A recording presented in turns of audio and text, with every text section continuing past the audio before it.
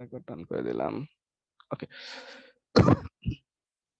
ঠিক আছে, যারা হাত তুলছো হাত নামায় ফেলো, আমরা ক্লাসের পরে তোমাদের কথাগুলো নিব। হ্যাঁ, ক্লাসের মাঝখানে বেশি কথা নিলে অনেক অধিকাংশই বিরক্ত হয়ে যায় এবং বিরক্ত হওয়াটাই স্বাভাবিক। ওকে, তো আমরা আমাদের আজকের যে অংশটুকু, হ্যাঁ, এই অংশটুকু সম্পর্কে আগে একটু বলে ফেলি। আজকের যে টপিকস, বাংলাদেশের যে প্রাচীন ইতিহাস, মধ্যযুগের ইতিহাস, তারপরে ইংরেজ শাসন থেকে শুরু করে বাংলাদেশের পরিচিতি, এবং বাংলাদেশের জনসংখ্যা ও ক্ষুদ্র নৃগোষ্ঠী, এটুকু হচ্ছে আমাদের আজকের টপিকস। তো আজকের টপিকসটা আমরা ইম্পর্টেন্টের দিক দিয়ে বলতে গেলে এখান থেকে তুমি হাইয়েস্ট একটা বা দুইটা কোশ্চেন পাবা, দুইটার বেশি কোশ্চেন পাওয়ার পসিবিলিটি খুবই কম। ঠিক আছে, কিন্তু এখানে পড়া অনেক বেশি, অনেক বেশি।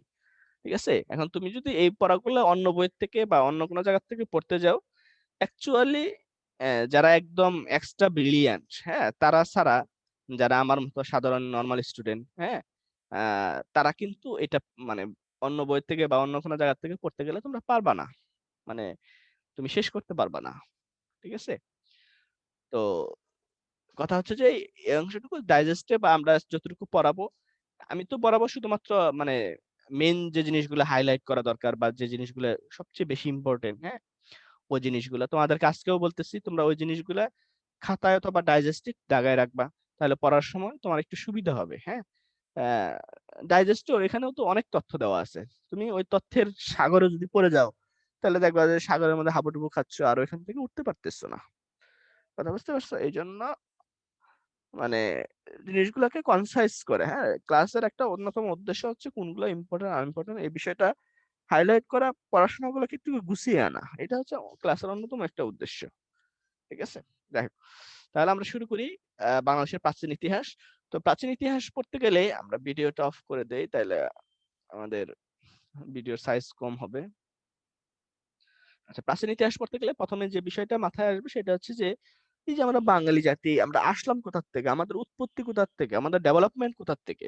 ঠিক আছে, তো এই কথা যদি আমরা আসি তাহলে ফার্স্টে যে কথাটা হচ্ছে আমাদের বাঙালি জাতি, হ্যাঁ, অনেক প্রাচীন আগে দুইটা মানে মূলত এখানে দুইটা জাতি ছিল, একটা হচ্ছে আর্য জাতি আর একটা হচ্ছে অনার্য জাতি। তো আমরা মেইনলি এই অনার্য জাতি থেকে আসছি। হ্যাঁ, এই অনার্য জাতির আবার এরকম চারটা ভাগ ছিল।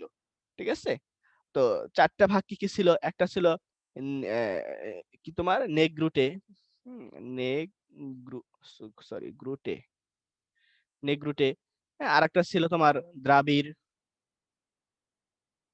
দ্রাবিড়, তোমার আর একটা ছিল অস্ট্রিক, অস্ট্রিক, বা এটাকে আবার নিষাদ জাতিও কেউ কেউ বলে। হ্যাঁ, নিষাদ জাতি নামে হচ্ছে, আর একটা হচ্ছে ভুট্টিনীয় বা মঙ্গোলীয়, ভুট্টিনীয় বা মঙ্গোলীয় বলা হয়।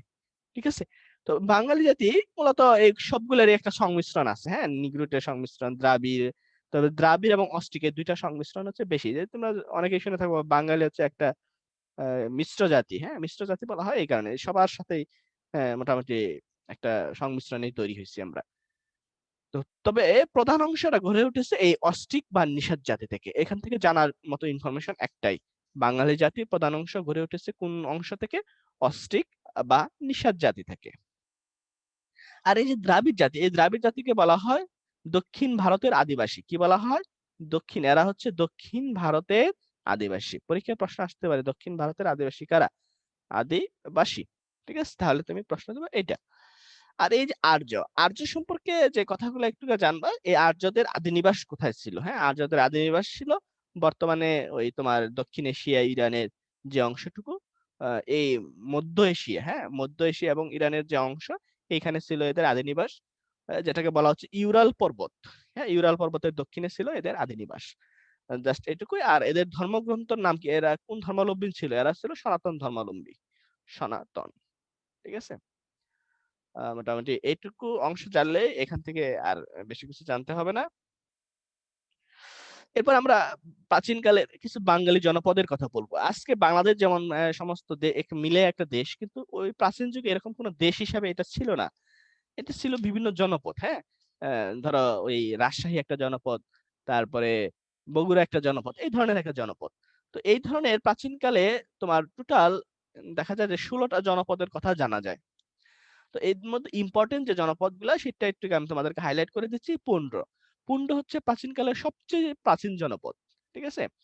মানে এরা হচ্ছে সবচেয়ে প্রাচীন এবং এটা বর্তমানে কোথায় অবস্থিত? হ্যাঁ, এই যে এই অঞ্চলটা হচ্ছে তোমার বগুড়া, হ্যাঁ, বগুড়া, জয়পুরহাট, এটা হচ্ছে যে এই অঞ্চলটা আরকি। এবং যেটা তোমরা জানো যে মহাস্থানগড় কিন্তু কোথায় অবস্থিত? এই বগুড়াতেই অবস্থিত বা পুন্ডতে। ঠিক আছে? তাহলে এখান থেকে প্রশ্ন আসে যে সবচেয়ে প্রাচীন জনপদ কোনটি? পুন্ড। বা মহাস্থানগড় কোথায় অবস্থিত? পুন্ডতে অবস্থিত। আর এই যে বরেন্দ্র তোমরা দেখতেছো, তোমরা বরেন্দ্র ভূমি অনেকে নাম শুনছো। বরেন্দ্র ভূমি বলতে ওই রাজশাহী, চাঁপাইনবাবগঞ্জ ওই অঞ্চলটাকে বোঝায়। ঠিক আছে? চাঁপাইনবাবগঞ্জ না, অ্যাকচুয়ালি রাজশাহী আর কি। তো বরেন্দ্র বলতে যে অঞ্চলটাকে আমরা বুঝবো সেটা হচ্ছে রাজশাহী। রাজশাহী, এদিকে আছে রংপুর, এদিকে আছে রংপুর, এদিকে আছে দিনাজপুর। ঠিক আছে? এই রাজশাহী, রংপুর, দিনাজপুর এই অঞ্চলটাকে বলা হয় বরেন্দ্র। আর বঙ্গ, বঙ্গ হচ্ছে যে এটা আমরা মনে রাখবো বৃহত্তর ঢাকা। হ্যাঁ, এই যে এই অঞ্চলটা এখানে হচ্ছে ঢাকা আর কি। হ্যাঁ, এই ঢাকা অঞ্চলটা ছিল প্রাচীনকালে বঙ্গের অন্তর্ভুক্ত। বরিশাল, এই যে এই অঞ্চলটা হচ্ছে বরিশাল। তারপর সমতট, হ্যাঁ, বৃহত্তর কুমিল্লা এবং নোয়াখালী। এই যে এদিকে আছে কুমিল্লা, এদিকে আছে নোয়াখালী, ফেনী, লক্ষ্মীপুর।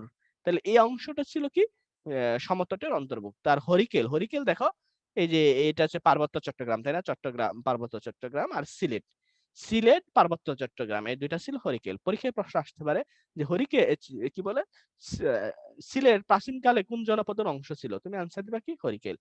কুমিল্লা প্রাচীনকালে কোন জনপদের অংশ ছিল? সমতট। আচ্ছা, আমি একটা প্রশ্ন ধরবো, দেখি তোমরা কে অ্যান্সার দিতে পারো। হ্যাঁ, কি প্রশ্ন ধরবো জানি না, হ্যান্ড রেজ করো তো দেখি যে এরকম আত্মবিশ্বাস আছে। হ্যাঁ, সাজেদুল, বলো। স্যার, হ্যাঁ, তুমি বলো তো, ময়নামতি প্রাচীনকালে কোন জনপদের অংশ ছিল, বলতে পারবা? ময়নামতি সমতট। Samatata, very good. ময়নামতি হচ্ছে কুমিল্লাতে, তাই না? তাহলে কুমিল্লা হ্যাঁ মানে স্যার, হচ্ছে, হ্যাঁ, কুমিল্লা মানে হচ্ছে কি সমতট। তোমার সমতট। Very good. ঠিক আছে, তাহলে দেখো আমি একটু অন্যভাবে প্রশ্নটা ধরে ফেলছি, তাই না? ওকে, তাহলে আমরা প্রাচীন জনপদ সম্পর্কে এই পর্যন্ত। এরপরে আসে আমরা প্রাচীন ভারতের কিছু সাম্রাজ্য সম্পর্কে জানবো। ঠিক আছে? আচ্ছা, প্রাচীন ভারতের সাম্রাজ্য সম্পর্কে জানার জন্য আমাদেরকে যেটা জানতে হবে যে প্রাচীন ভারতে এরকম অল্প কিছু সাম্রাজ্য ছিল। ঠিক আছে? সাম্রাজ্য ছিল, সেই সাম্রাজ্যগুলো কি? তার মধ্যে সর্বপ্রথম বা সবচেয়ে প্রাচীন যে সাম্রাজ্য ছিল সেটা কোনটা? মৌর্য সাম্রাজ্য। এটা ছিল প্রাচীন ভারতের প্রথম সাম্রাজ্য। তাহলে এটা একটা ইনফরমেশন আমরা মনে রাখলাম যে প্রাচীন ভারতের প্রথম সাম্রাজ্য কোনটা ছিল? মৌর্য সাম্রাজ্য। আচ্ছা, এখান থেকে তুমি আর কি জানবা? এই মৌর্য সাম্রাজ্যের প্রতিষ্ঠাতা কে ছিলেন? প্রতিষ্ঠাতা ছিলেন চন্দ্রগুপ্ত মৌর্য। খুবই ইম্পর্টেন্ট একটা প্রশ্ন, প্রতিষ্ঠাতা। ঠিক আছে? তোমার কাছে মনে হতে পারে এটা তো ইজিলি মনে রাখতে পারবো, কিন্তু তুমি মানে সামনে আরো অনেকগুলা প্রতিষ্ঠাতা আছে, সবগুলা যখন পড়বা, পড়তে পড়তে দেখবা যে এই চন্দ্রগুপ্তের নাম, হ্যাঁ, আর মাথায় নাই। ঠিক আছে, ভুলে যাবা।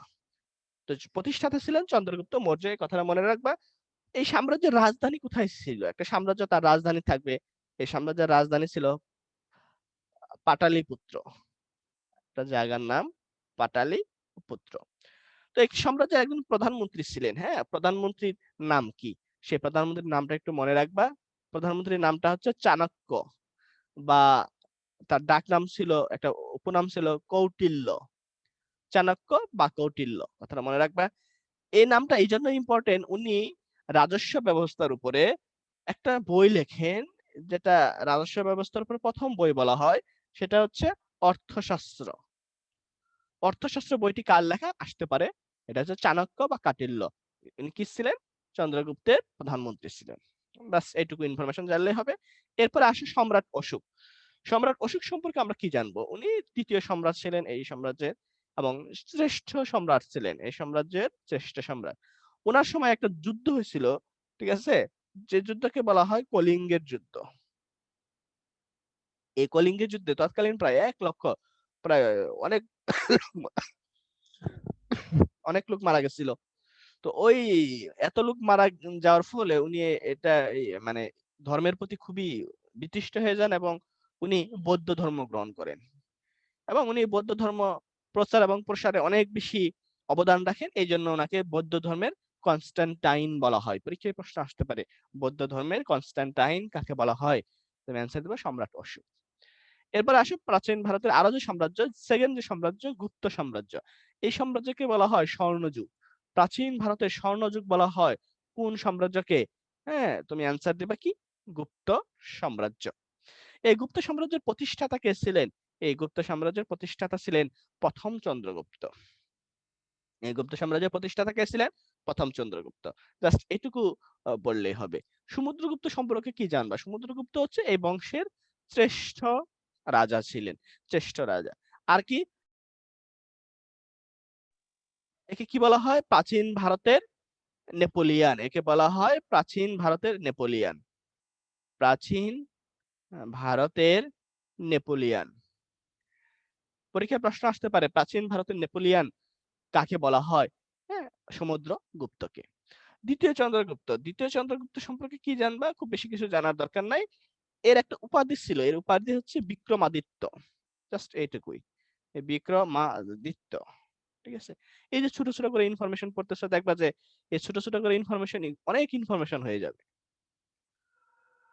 এরপরে স্বাধীন বঙ্গ ও গৌড় রাজ্য।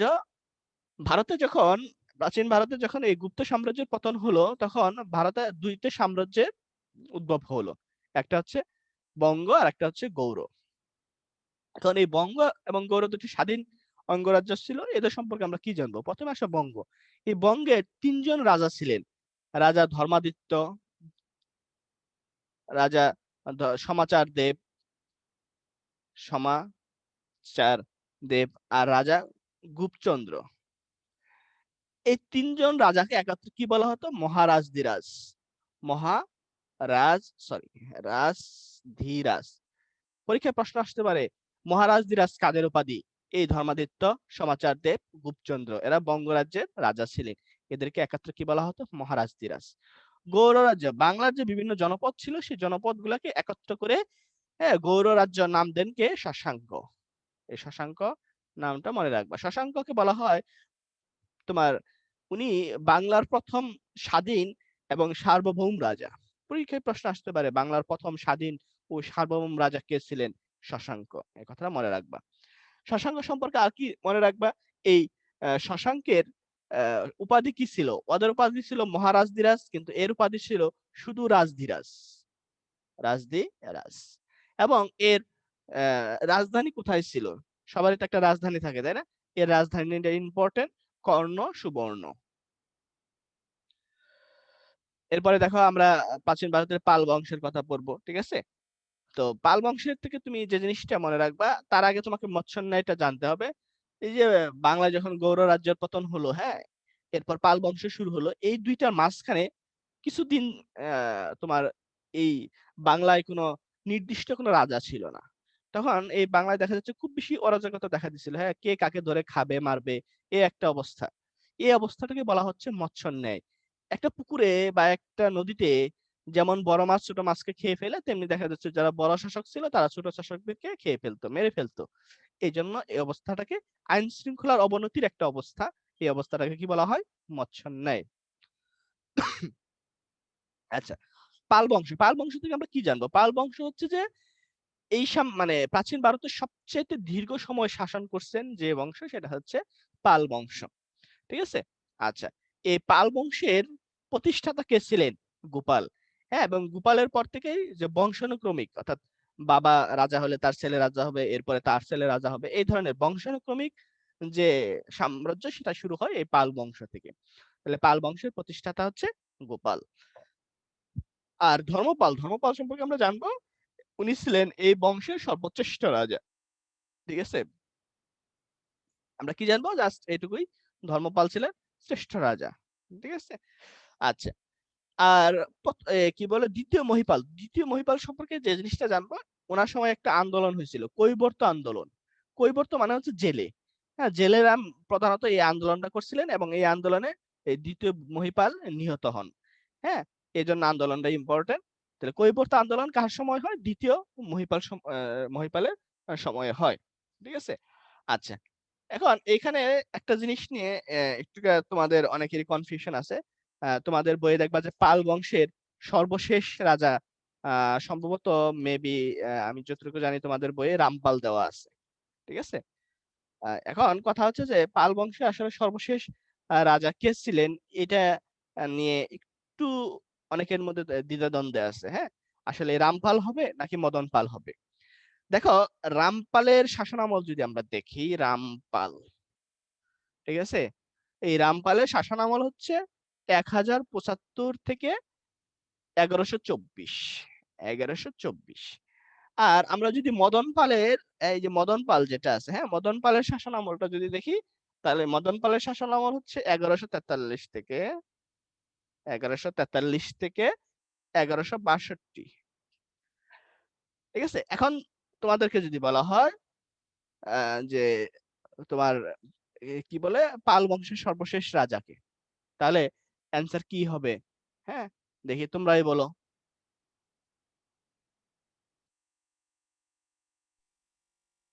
হ্যাঁ, বলো তো। মদন পাল হবে, এটা আমি মদন, বিশ্ব পরিচয় বইও পাইছি। হ্যাঁ, মদন পাল হবে। হ্যাঁ, কিন্তু তোমাদের বইয়ে দেখো যে রামপাল দেওয়া আছে, তাহলে রামপাল দেওয়া আছে যে এটা আগে অনেক বই দেওয়া ছিল, কিন্তু পরবর্তীতে অনেকে এটা রিসার্চ করে, হ্যাঁ, দেখা গেছে যে মদন পালের শাসনামলটা আরো পরে। ঠিক আছে, তাহলে অ্যান্সার কিন্তু হবে কি, এটা নিয়ে যাতে কার কোনো কনফিউশন না হয়, হ্যাঁ, একদম আমি কিন্তু সাল সহ তোমাদেরকে বলে দিলাম। তারপরেও যদি কেউ কনফিউশন করো, ঠিক আছে, যে পাল বংশের সর্বশেষ রাজা কে ছিলেন, হ্যাঁ, বই আছে রামপাল, আপনি বলতেছেন মদন পাল, কোনটা হবে? ঠিক আছে, কারো যাতে কোনো কনফিউশন না হয়। ঠিক আছে, ওকে, তাহলে আমরা পাল বংশের সর্বশেষ রাজা কে ছিলেন? মদন পাল, 1143 থেকে 1162 সাল পর্যন্ত। আচ্ছা, এরপর আমরা প্রাচীন ভারতের সর্বশেষ যদি রাজবংশের কথা বলি, সেটা হচ্ছে সেন বংশ। এই সেন বংশ, এরা কোন ধর্মাবলম্বী ছিল? এরা হচ্ছে হিন্দু ধর্মাবলম্বী ছিল। ঠিক আছে, হিন্দু ধর্মের অনুসারী ছিল।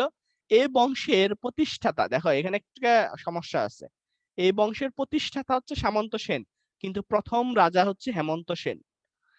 উনি প্রতিষ্ঠা করতে পারছিলেন, কিন্তু উনি কোনো রাজার স্বীকৃতি পান নাই। হ্যাঁ, প্রথম রাজার স্বীকৃতি দেওয়া হয় কাকে? হেমন্ত সেনকে। কথাটা যেন মনে থাকে, প্রতিষ্ঠাতা একজন, বাট তোমার প্রথম রাজা আরেকজন। ঠিক আছে, দেখো ইনফরমেশন কিন্তু আস্তে আস্তে বাড়তেছে। তুমি ওই যে প্রথমে পড়ছিলা যে কি মৌর্য সাম্রাজ্যের প্রতিষ্ঠাতা হচ্ছে চন্দ্রগুপ্ত মৌর্য, তোমার কাছে মনে হতে পারে যে এত ইজি, হ্যাঁ, কিন্তু এরকম অনেক ইনফরমেশন তোমার মাথার মধ্যে যখন আসবে, দেখবা যে সবগুলাই ফেলতেছো। তাহলে প্রথম রাজা হচ্ছে হেমন্ত সেন। আচ্ছা, এখানে বিজয় সেন, বিজয় সেন সম্পর্কে যেটা জানবো, উনি ছিলেন এই বংশের শ্রেষ্ঠ রাজা, শ্রেষ্ঠ রাজা। আচ্ছা, এখানে আরেকটা নাম আসে নাই, তোমরা একটু মনে রাখবা, সেটা হচ্ছে বল্লাল সেন। বিজয় সেনের পরে ছিলেন বল্লাল সেন। বল্লাল সেনের যেটা আমরা আহ বিশেষ করে মনে রাখবো, উনি হিন্দুদের মধ্যে একটা প্রথা আছে, প্রথা আছে কৌলিন্য প্রথা। এই কি হলো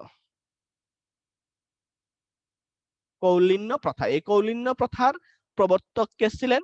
এই কৌলিন্য প্রথা প্রবর্তন করছেন কে? বল্লাল সেন। কথাটা ইম্পর্টেন্ট, কৌলিন্য প্রথা কে করছেন। আর লক্ষণ সেন, লক্ষণ সেন সম্পর্কে মনে রাখবো, উনি ছিলেন শেষ হিন্দু রাজা, সেন বংশের সর্বশেষ রাজা ছিলেন লক্ষণ সেন। ঠিক আছে, আর বল্লাল সেনের এই কৌলিন্য প্রথা ছাড়াও আরো দুইটা জিনিস আছে, উনি দুইটা বই লিখছিলেন, দান সাগর এবং অদ্ভুত সাগর। দান সাগর, অদ্ভুত সাগর, দুইটা বই, এই বইয়ের নাম ধরে মনে রাখবা, দান সাগর, অদ্ভুত সাগর, কৌলিন্য প্রথা, বল্লাল সেন। শেষ, আমাদের প্রাচীন যুগ শেষ, এবার আমরা মধ্যযুগ পড়বো। হ্যাঁ, আচ্ছা, মধ্যযুগের প্রথমে যেটা আমাদের আসবে সেটা হচ্ছে যে দিল্লির সালতানাত বংশ। ঠিক আছে, আচ্ছা, দিল্লির সালতানাত বংশ থেকে আমরা যে জিনিসটা প্রথমে জানবো, যে কুতুবুদ্দিন আইবেক, হ্যাঁ, কুতুবুদ্দিন আইবেক ওনার কি কাজ করছিলেন? এই উপমহাদেশে, ভারতীয় উপমহাদেশে স্থায়ীভাবে মুসলিম শাসন প্রতিষ্ঠা করেন কে? সুলতান কুতুবুদ্দিন আইবেক। ঠিক আছে, তাহলে ওনার কি, ওনার ফার্স্ট একটা অবদান হচ্ছে স্থায়ী মুসলিম শাসন প্রতিষ্ঠা। কোথায়? ভারতীয় উপমহাদেশে স্থায়ী মুসলিম শাসন প্রতিষ্ঠা। ঠিক আছে, আর উনি অনেক দানশীল একজন মানুষ ছিলেন, খুব বেশি দান করতেন। দানশীলতার জন্য ওনাকে লাখ বক্স নামে ডাকা হতো। ঠিক আছে, লাখ বক্স নামে ডাকা হতো। এবং তোমরা দিল্লিতে যে কুতুব মিনারের নাম শুনো, সেই কুতুব মিনার মানে উনিই তৈরি করেন, কিন্তু কার নাম অনুসারে? ওই দিল্লিতে তখন একজন বিখ্যাত সাধক ছিলেন, কুতুবুদ্দিন বখতিয়ার কাকির। হ্যাঁ, সাধকটার নাম কি? কুতুবুদ্দিন, সাথে হলো আইবেক না দিয়া বখতিয়ার কাকির। একজন বিখ্যাত সাধক ছিলেন, এই সাধকের নাম অনুসারে ওই মিনারের নামকরণ করা হয় কুতুব মিনার। এরা কিন্তু কুতুবউদ্দিন আইবেকের নামে না, উনি তৈরি করছেন, বাট নামকরণ করা হয় কার নামে? কুতুবউদ্দিন বখতিয়ার কাকিরের নামে। আর সুলতান শামসুদ্দিন ইলতুৎমিশ ওনাকে বলা হয় এই সালতানাত বংশ, এই যে দিল্লির যে সালতানাত বংশ, সালতানাত বংশ মানে সুলতান বংশ আর কি, হ্যাঁ? এই সালতানাত বংশের প্রকৃত প্রতিষ্ঠাতা, এই কথাটা মনে রাখবা, প্রকৃত প্রতিষ্ঠাতা। জাস্ট এটুকু জানলেই হবে। এবং উনার কিছু অবদান আছে। উনি সর্বপ্রথম ভারতে এই মুদ্রার প্রচলন করেন, হ্যাঁ, যে আমরা যে আগে মুদ্রা দিয়ে তোমার কেনা বেচা হইতো, সেই মুদ্রার প্রচলনটা করেন কে? সুলতান শামসুদ্দিন ইলতুৎমিশ। এবং উনাকে বলা হতো সুলতানি আজম, অনেক বড় সুলতান, সুলতানি আজম। ঠিক আছে, তোমরা পারলে বইয়ের মধ্যে যার সাথে এই শব্দগুলো একটু দাগাই রেখো, বইয়ের মধ্যে আছে কিনা জানি না। আর গিয়াসউদ্দিন বলবান, গিয়াসউদ্দিন বলবান সম্পর্কে বেশি কিছু জানার দরকার নাই। উনার রাজসভার একজন সদস্য ছিলেন যার নাম হচ্ছে আমির খসরু। আমির খসরু, এই আমির খসরুকে বলা হতো ভারতের তুতা পাখি। কি বলা হতো? তুতা পাখি। তাহলে ভারতের নেপোলিয়ান কাকে বলা হতো? দেখো আমরা একটু আগে পড়ছিলাম সমুদ্রগুপ্তকে। আর ভারতের তুতা পাখি কাকে বলা হয়? আমির খসরুকে। ঠিক আছে, এরপরে আমরা মুঘল সাম্রাজ্যের মধ্যে চলে যাব একবারে। ঠিক আছে, ভারতের সবচেয়ে বড় সাম্রাজ্যের কথা যদি আমরা বলি সেটা হচ্ছে মুঘল সাম্রাজ্য। আচ্ছা, এই যে আমরা যে ইতিহাসগুলো পড়তেছি এটা দুই ভাগে ভাগ করে পড়বো, একটা হচ্ছে ভারতীয় আর একটা হচ্ছে বাংলায়। ঠিক আছে, দুইটা কিন্তু আলাদা। তো ভারতের সবচেয়ে বড় সাম্রাজ্যের কথা বললে আমরা মুঘল সাম্রাজ্য। এই মুঘল সাম্রাজ্য প্রতিষ্ঠিত হয়েছিল এই পানিপথের যুদ্ধের মাধ্যমে। তো এখন এই পানিপথের যুদ্ধগুলো আসলে পানিপথ জায়গাটা কোথায়? এটা হচ্ছে ভারতের একটা অঙ্গরাজ্য, হরিয়ানা অঙ্গরাজ্য। ভারতের এই হরিয়ানা অঙ্গরাজ্যের একটা জায়গার নাম হচ্ছে পানিপথ। এখানে ইতিহাসে 3টা যুদ্ধ সংঘটিত হয়েছিল। একটা হচ্ছে প্রথম, দ্বিতীয়, তৃতীয় যুদ্ধ। এই প্রথম যুদ্ধ কত সালে সংঘটিত হয়? 1526 সালে। দ্বিতীয় যুদ্ধ 1556 সালে এবং তৃতীয় যুদ্ধ 1761 সালে। এই পানিপথের যুদ্ধের সালগুলা ইম্পর্টেন্ট, এগুলো মনে রাখতে হবে। ঠিক আছে, আচ্ছা, এই প্রথম যুদ্ধের ফলাফলটা কি ছিল? এই প্রথম যুদ্ধটা হয়েছিল এই মুঘল সাম্রাজ্যের যে প্রতিষ্ঠাতা ছিলেন বাবর, এই বাবর এবং সালতানাত বংশের সর্বশেষ যে ছিল ইব্রাহিম লোদি, হ্যাঁ, ইব্রাহিম লোদি, এদের মধ্যে এই যুদ্ধটা হয়েছিল। এবং এই যুদ্ধে ইব্রাহিম পরাজিত এবং নিহত হন, বাবর জয়লাভ করেন এবং ভারতে মুঘল সাম্রাজ্য প্রতিষ্ঠা করেন।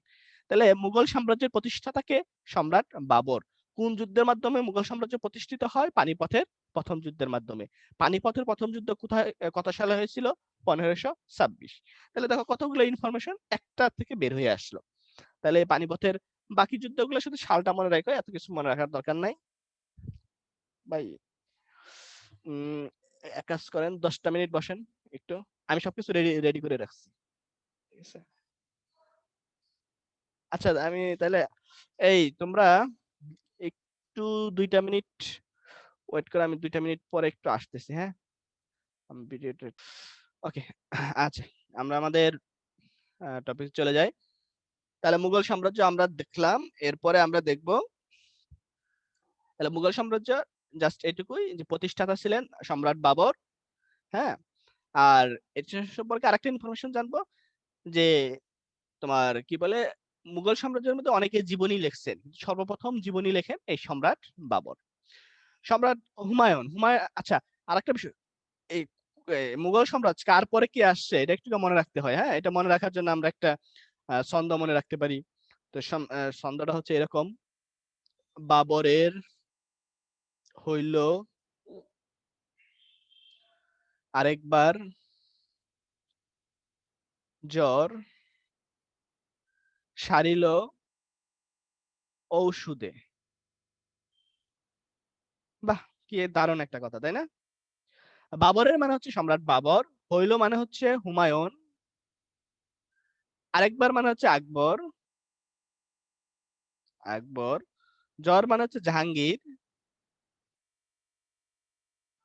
সারিল মানে হচ্ছে সম্রাট শাহজাহান, শাহজাহান, ঔষধ মানে হচ্ছে আওরঙ্গজেব, আওরঙ্গজেব, বা মানে হচ্ছে বাহাদুর শাহ, হ্যাঁ, দ্বিতীয় বাহাদুর শাহ, বাহাদুর শাহ, দ্বিতীয় বাহাদুর। তো মুঘল সাম্রাজ্যগুলো এইভাবে একটার পর একটা আসছে। ঠিক আছে, তো সম্রাট হুমায়ুন, সম্রাট হুমায়ুন সম্পর্কে খুব বেশি কিছু জানার নাই। উনি বাংলার নাম দিছিলেন জান্নাতাবাদ, এটুকুই মনে রাখবা। উনি বাংলার সৌন্দর্য দেখে বাংলার নাম দিয়েছেন জান্নাতাবাদ। সম্রাট আকবর সম্পর্কে অনেক কিছু জানার আছে। এই সম্রাট আকবর যখন সিংহাসনে বসছিলেন, তোমার মাত্র 13 বছর বয়সে উনি এই সিংহাসনে বসেন এবং উনি একটা নতুন ধর্মের প্রচলন করেন, যে ধর্মের নাম দেওয়া হয় দ্বীন-ই এলাহী। দ্বীন-ই এলাহী। তাহলে প্রশ্ন আসতে পারে, দ্বীন-ই এলাহী ধর্মের প্রবর্তক কে? এই সম্রাট আকবর। এই সম্রাট আকবর, এই যে আমরা যখন বাংলা সাল গণনা করি, এই বাংলা সালের প্রবর্তক ছিলেন এই সম্রাট আকবর। বাংলা সনের প্রবর্তক সম্রাট আকবর। আচ্ছা, তোমাদের একজনকে একটা প্রশ্ন করি, দেখি অ্যান্সার দিতে পারো কিনা। বাংলা সালে তোমার 30 মাস বা 31 মাস কয়টা আছে? দেখি কে পারবা, একটু হ্যান্ড রেজ করো।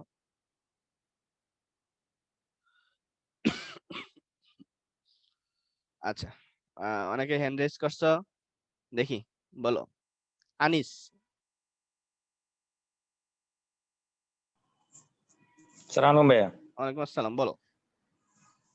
ভাইয়া প্রথম 7 মাস, প্রথম 5 মাস হচ্ছে 31-এ, এরপর এগুলো হচ্ছে 30-এ। 30, ভেরি গুড। দেখি আরেকজনের কাছে যাই, কি বলে। এই কাকে আনমিউট করছি, দেখো। ভাই আসসালামু আলাইকুম। ওয়ালাইকুম আসসালাম, বলো। ভাই 6টা। 6টা কি? ওই বৈশাখ, জ্যৈষ্ঠ, আষাঢ়, শ্রাবণ, ভাদ্র, আশ্বিন। 6টা কি 30 না 31? 31। আর বাকিগুলা? মাঝখানে ফাল্গুন হচ্ছে 29, আর 5টা হচ্ছে 30। আচ্ছা, তাহলে দুই ধরনের মতামত চলে আসলো। আমরা আরেকজনের কাছে যাব, যে কোনটা সঠিক সেটা একটু জানার জন্য। হ্যাঁ, কবির, বলো। হ্যাঁ, প্রথম 5টাই তো 31 মাস, এর পরেরগুলো 30 মাস। আচ্ছা, আরেকজনকে আনমিউট করছি, দেখো তো কোনটা সঠিক, বলো তো। আসসালামু আলাইকুম স্যার। ওয়ালাইকুম আসসালাম, হ্যাঁ কোনটা সঠিক? বাংলার প্রথম 5 মাসটা 31 মাস আর পরের 7 মাসটা 30 মাস। তার মানে তিনজনই এক মতামত দিলে আর একজন শুধু ভিন্ন মতামত দিছ। যে ভিন্ন মতামত দিছ তারটা কি হয় নাই, বিষয়টা এরকম না যে ভিন্ন মতামত দিছ তারটাই হয়েছে। এটাই হচ্ছে বর্তমানে লেটেস্ট ইনফরমেশন। হ্যাঁ, এটা কিন্তু বাংলা একাডেমি কিছুদিন আগে চেঞ্জ করছে। প্রথম 6 বৈশাখ, জ্যৈষ্ঠ, আষাঢ়, শ্রাবণ, ভাদ্র, আশ্বিন, এই 6টা হচ্ছে 31। আর বাকি 6টা হলো 30, কিন্তু মাঝখানে ফাল্গুন যেটা, 5টা হচ্ছে 30, ফাল্গুন যেটা, এই ফাল্গুন হচ্ছে 29। তবে যদি লিপ ইয়ার হয়, অধিবর্ষ হয়, তখন ফাল্গুন মাসটাও কি হয়ে যাবে, 30 দিনে হয়ে যাবে। তাহলে বর্তমান ইনফরমেশন হচ্ছে এইটা। আর সর্বশেষ মুঘল সম্রাট কে ছিলেন? সম্রাট বাহাদুর, দ্বিতীয় বাহাদুর শাহ। জাস্ট এটুকু। এরপর আমরা সুশাসন পড়বো। সুশাসনটা হচ্ছে এই যে সম্রাট হুমায়ুন, মুঘল সম্রাট যিনি ছিলেন, এই যে সম্রাট হুমায়ুন, এই সম্রাট হুমায়ুন একবার বাংলায় আসছিলেন। হ্যাঁ, তো বাংলায় যখন উনি আসেন, এই বাংলা থেকে যখন উনি আবার দিল্লিতে ব্যাক করেন, এই দিল্লিতে ব্যাক করার সময় 1539 সালে, হ্যাঁ সরি কই 1539 সালে একটা ওনার সাথে শেরশাহর একটা যুদ্ধ হয় 1539 সালে, যেটাকে বলা হচ্ছে চৌসারের যুদ্ধ। চৌসারের যুদ্ধ, পরীক্ষায় প্রশ্ন আসতে পারে চৌসারের যুদ্ধে কে কাকে পরাজিত করেন। এই যুদ্ধে শেরশাহ জয়ী হন আর সম্রাট হুমায়ুন পরাজিত হন। তো এই যে 1540 সাল থেকে 1556 সাল পর্যন্ত কিন্তু বাংলা মুঘলদের দখলে ছিল। কি বলে, এইটুকু সময় কিন্তু ভারতবর্ষ মুঘলদের দখলে ছিল না। ঠিক আছে, এটুকু ছিল শেরশাহ দখলে এই সময়টা। তো এই সময়ে শেরশাহ বেশ কিছু কাজ উনি করছেন। ওনার অন্যতম একটা কাজ হচ্ছে উনি সোনারগাঁ থেকে লাহোর পর্যন্ত একটা রুট নির্মাণ করেন। ঠিক আছে, যে রাস্তার নাম দেওয়া হয় সড়ক-ই-আজম। সড়ক-ই-আজম, যার দৈর্ঘ্য প্রায় 4800 কিলোমিটার। ঠিক আছে, অনেক বড় একটা দৈর্ঘ্য। তো পরবর্তীতে ইংরেজরা যখন ক্ষমতায় আসে, তখন ইংরেজরা এই রুটের নাম পরিবর্তন করে এই রুটের নাম রাখেন কি, গ্র্যান্ড ট্যাঙ্ক রুট। হ্যাঁ, grand trunk route, grand trunk route. ঠিক আছে, তাহলে পরীক্ষায় প্রশ্ন আসতে পারে গ্র্যান্ড ট্যাঙ্ক রুটের নির্মাতাকে, এই শেরশাহ। ঠিক আছে, দৈর্ঘ্য কত, 4800 কিলোমিটার। উনি আরো কিছু তোমার ব্যবস্থা করেন। হ্যাঁ, আরো কিছু কাজ করেন, সেটা হচ্ছে ডাক ব্যবস্থার প্রচলন করেন হচ্ছে এই শেরশাহ। ঠিক আছে, ওকে। এরপরে আমরা বাংলায় মুসলিম শাসন পড়বো। আমরা এতক্ষণ যেগুলো পড়ছিলাম সেগুলো হচ্ছে যে ভারত উপমহাদেশে। এখন পড়বো আমরা এই বাংলায়। দেখো আমরা ভারত উপমহাদেশে মুসলিম শাসন প্রতিষ্ঠা করছিলেন কে? পড়ছিলাম সেটা হচ্ছে যে ইখতিয়ার উদ্দিন কি বলে সরি কুতুবউদ্দিন আইবেক। আর বাংলায় মুসলিম শাসন প্রতিষ্ঠা করেন ইখতিয়ার উদ্দিন মোহাম্মদ বখতিয়ার খিলজি। ঠিক আছে, এই কথাটা আমরা মনে রাখবো, বাংলায় মুসলিম শাসন কে প্রতিষ্ঠা করছেন। আমরা ভারতীয় সুলতানাত বংশ পড়ছিলাম, আমরা বাংলায় সুলতানাত বংশ পড়তে হবে। বাংলায় সুলতানাত বংশ থেকে আমরা যে জিনিসটা পড়বো যে বাংলার প্রথম স্বাধীন সুলতান কে ছিলেন? বাংলার প্রথম স্বাধীন সুলতান ছিলেন ফখরুদ্দিন মোবারক শাহ। ফখরুদ্দিন মোবারক শাহ, যার ডাক নাম ছিল ফকরা, যার ডাক নাম কি ছিল? ফকরা। ঠিক আছে, ইলিয়াস শাহ সম্পর্কে আমরা যেটা পড়বো, উনি উনার সময় থেকে যে আমরা যে এখন বাঙালি জাতি, আমরা জাতি হিসেবে কি বাঙালি, তাই না? এই যে আমরা যে বাঙালি জাতি পরিচিতি লাভ করি, সেটা কিন্তু আমরা উনার আমল থেকেই এই জিনিসটা চলে আসতেছে। এবং উনাকে বলা হতো শাহী বাঙ্গালিয়ান। ওনাকে কি বলা হতো? শাহী বাঙ্গালিয়ান, বাঙ্গালিয়ান বলা হতো। ঠিক আছে, তাহলে এই জিনিসটুকু আমরা মনে রাখলাম। এরপরে মনে রাখবো আলাউদ্দিন হোসেন শাহ। ঠিক আছে, আলাউদ্দিন হোসেন শাহ সম্পর্কে যারা জানবো, এটা হচ্ছে স্বর্ণ যুগ ছিল, এটা হচ্ছে স্বর্ণ যুগ। এবং উনার যুগটা কত সাল থেকে কত সাল পর্যন্ত ছিল তোমাদের বইয়ে যেটা দেওয়া আছে সেটা ঠিক নাই। ওনার যুগটা ছিল হচ্ছে 1498, সরি 1498 থেকে 1519। তোমাদের বইয়ে মনে হয় ভিন্ন একটা দেওয়া আছে, কিন্তু সঠিক হচ্ছে এটা। এটা বিসিএস পরীক্ষা একবার আসছিল, অ্যান্সার হচ্ছে এটা 1498 থেকে 1519। ঠিক আছে, আলাউদ্দিন হোসেন শাহ আর তোমার যুগটা ছিল। এবং ওনার রাজধানী কোথায় ছিল?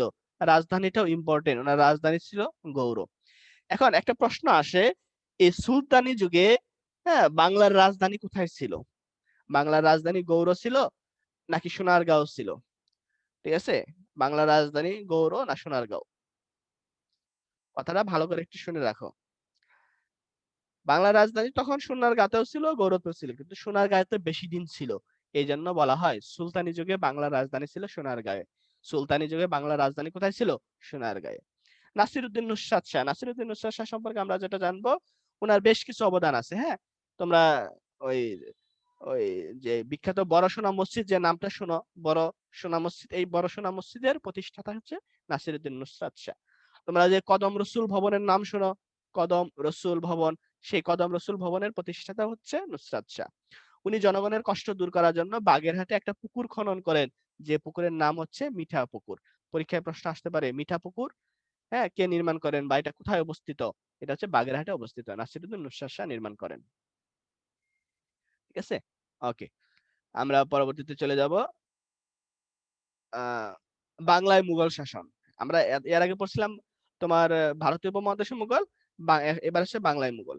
তো ভারতীয় উপমহাদেশে যখন মুঘল শাসন প্রতিষ্ঠা হলো, তখন কিন্তু বাংলা কিন্তু স্বাধীন ছিল। তখন বাংলা মূলত ছিল হচ্ছে যে, অনেকে হ্যান্ড রেজ করতেছো কেন? কোনো সমস্যা হচ্ছে নাকি? সাব্বির বলো তো, কোনো সমস্যা হচ্ছে?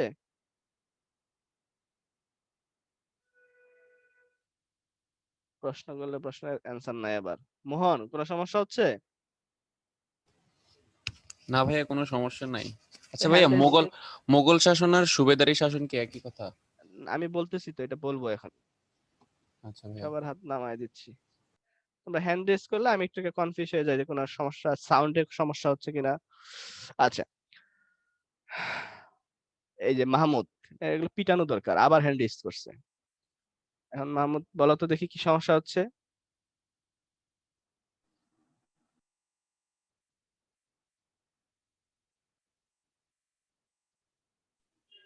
ভাইয়া, হ্যাঁ বলো। হ্যালো ভাইয়া, ভাইয়া একটু আস্তে আস্তে বললে ভালো হয়, আমরা লিখতেছি তো খুব দ্রুত, একটু আচ্ছা স্লাইড ঠিক গুলো আছে, একটু।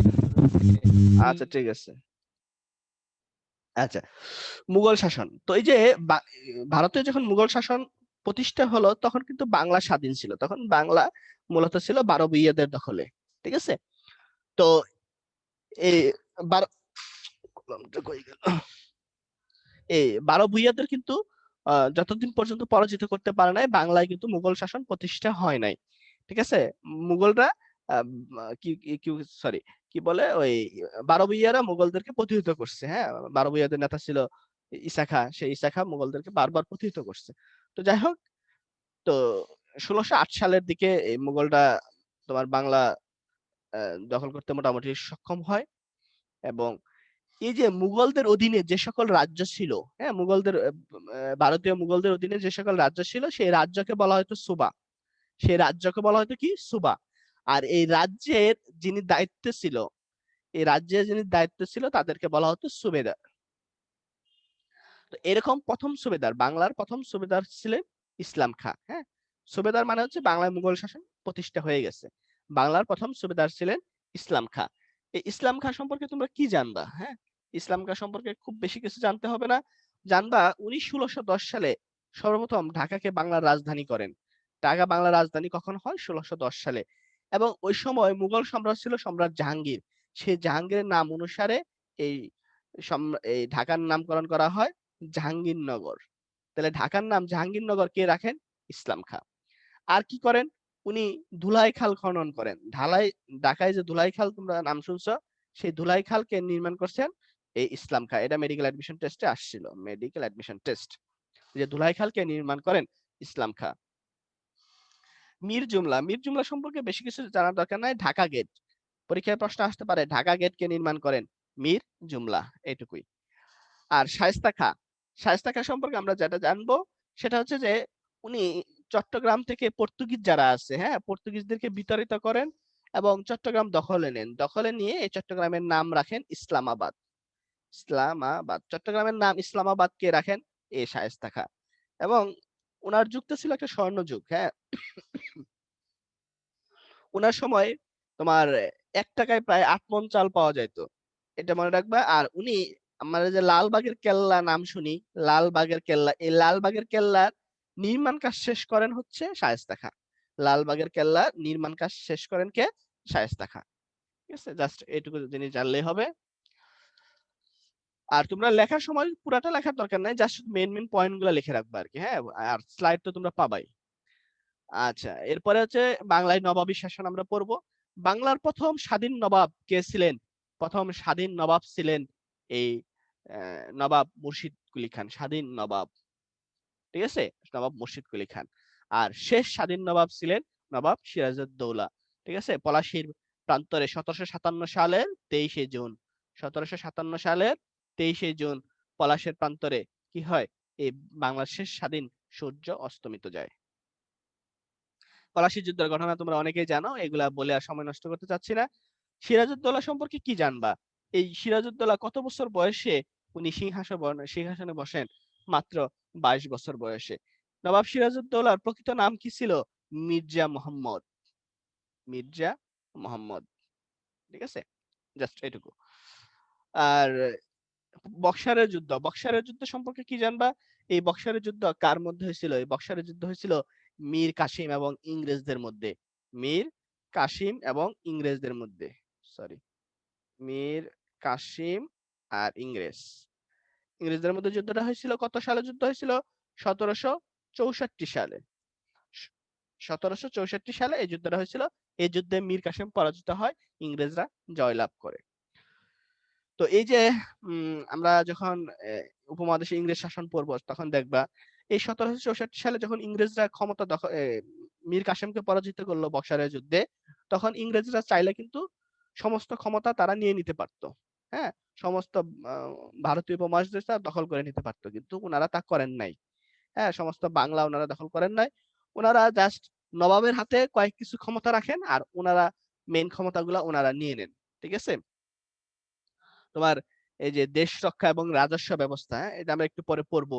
ঠিক আছে, এই বক্সারের যুদ্ধের পরে একটা চুক্তি হয় এলাহাবাদে, যেটাকে বলা হয় এলাহাবাদ চুক্তি। সেই এলাহাবাদ চুক্তি অনুসারে এই ইংরেজরা বাংলা, বিহার, উড়িষ্যার দেওয়ানি লাভ করেন। ঠিক আছে, কোন চুক্তির মাধ্যমে? এই এলাহাবাদ চুক্তির মাধ্যমে। কোথাকার দেওয়ানি লাভ করেন? বাংলা, বিহার, উড়িষ্যা। এবং তোমার ইংরেজদের হাতে 2টা ক্ষমতা থাকে। আচ্ছা, আমরা একটু পরে আসতেছি, তার আগে আমরা ইউরোপিয়ানদের একটু ইতিহাসটা একটু পড়ে নেই। এই ভারতীয় উপমহাদেশে ইউরোপিয়ানরা এই উপমহাদেশে সর্বপ্রথম আগমন করেন, সেটা হচ্ছে পর্তুগিজ। ঠিক আছে, এটা মনে রাখবা। ওনার 1498 সালে পর্তুগিজ নাবিক ভাস্কো দা গামা সর্বপ্রথম এই ইউরোপ থেকে, হ্যাঁ, এরকম একটা নৌপথে উনি ভারতীয় উপমহাদেশে সর্বপ্রথম আসেন। তাহলে পরীক্ষা প্রশ্ন আসতে পারে, হ্যাঁ, মানে উপমহাদেশে সর্বপ্রথম পা রাখেন কারা? পর্তুগিজরা। এই যে ভাস্কো দা গামা, উনি পর্তুগিজ একজন নাবিক ছিলেন, ঠিক আছে। ওলন্দাজ সম্পর্কে বেশি কিছু জানার দরকার নাই। আচ্ছা, তার আগে আরেকটা একটু বিষয় একটু বলে রাখি, এই পর্তুগিজরা তো ভারতীয় উপমহাদেশে আসলো, পর্তুগিজরা বাংলায় কখন আসে? বাংলায় আসে হচ্ছে 1516, মনে রাখবা 1516, ঠিক আছে। কত সালে আসেন? 1516। এই পর্তুগিজরা এসে এদেশে বিশেষ করে চিটাগাং এর এই এলাকাতে, হ্যাঁ, তোমার অনেক বেশি জলদস্যুগিরি শুরু করে। হ্যাঁ, এই জন্য এদেরকে একটা নামে ডাকা হয় হারমত, ঠিক আছে, হারমাত নামে ডাকা হয়। যে পর্তুগিজ জলদস্যুদেরকে কি নামে ডাকা হয়? হারমাত। এবং এরা এই যে চট্টগ্রাম বন্দরে যখন আসে, এই বন্দরটা ছিল বিশাল একটা বন্দর। হ্যাঁ, বিশাল বন্দরটার নাম বিশাল, তোমার পর্তুগিজ ভাষায় ওটাকে বলা হয় গ্রান্ট, ঠিক আছে। আর বন্দর হচ্ছে পোর্টু বলা হয়, ঠিক আছে, পোর্টু। তারা এই চট্টগ্রাম বন্দরের নাম দেয় পোর্টু গ্রান্ট। হ্যাঁ, চট্টগ্রাম বন্দরের নাম দেন কি? পোর্টু গ্রান্ট। আর ওলন্দাজ সম্পর্কে বেশি কিছু জানার দরকার নাই। হ্যাঁ, নেদারল্যান্ডের অধিবাসীদেরকে ওলন্দাজ বলা হয়, ঠিক আছে, জাস্ট এটুকুই। আচ্ছা, ইংরেজদের আগমনের আগে ফরাসি আগমনটা পরে নেই। ফরাসিরা হচ্ছে যে এরা সর্বশেষ উপমহাদেশে আগমন করেন হচ্ছে ফরাসিরা। আর ইংরেজরা আগমন করার জন্য তারা একটা ইস্ট ইন্ডিয়া কোম্পানি গঠন করে, ব্রিটিশ ইস্ট ইন্ডিয়া কোম্পানি 1600 সালে। হ্যাঁ, একটা কোম্পানি গঠন করে, তোমার 218 জন বিজনেসম্যান, হ্যাঁ, বা বণিক যাদেরকে আমরা বলতেছি, 218 জন বিজনেসম্যানের সমন্বয়ে 1600 সালে তারা ব্রিটিশ ইস্ট ইন্ডিয়া কোম্পানি গঠন করে তারা এদেশে বাণিজ্য করার জন্য অনুমতি প্রার্থনা করে। তো সর্বপ্রথম ওনাদেরকে সুরাটে বাণিজ্য করার জন্য ওনাদেরকে অনুমতি দেন সম্রাট জাহাঙ্গীর। তাইলে এই ইংরেজদের এদেশে আসার পথ সুগম করে দিয়েছেন কে? সম্রাট জাহাঙ্গীর, ঠিক আছে। তবে উদ্দেশ্য ভালো ছিল, বিদেশিরা ব্যবসা করবে, আমাদের দেশের উন্নয়ন হবে, তাই না?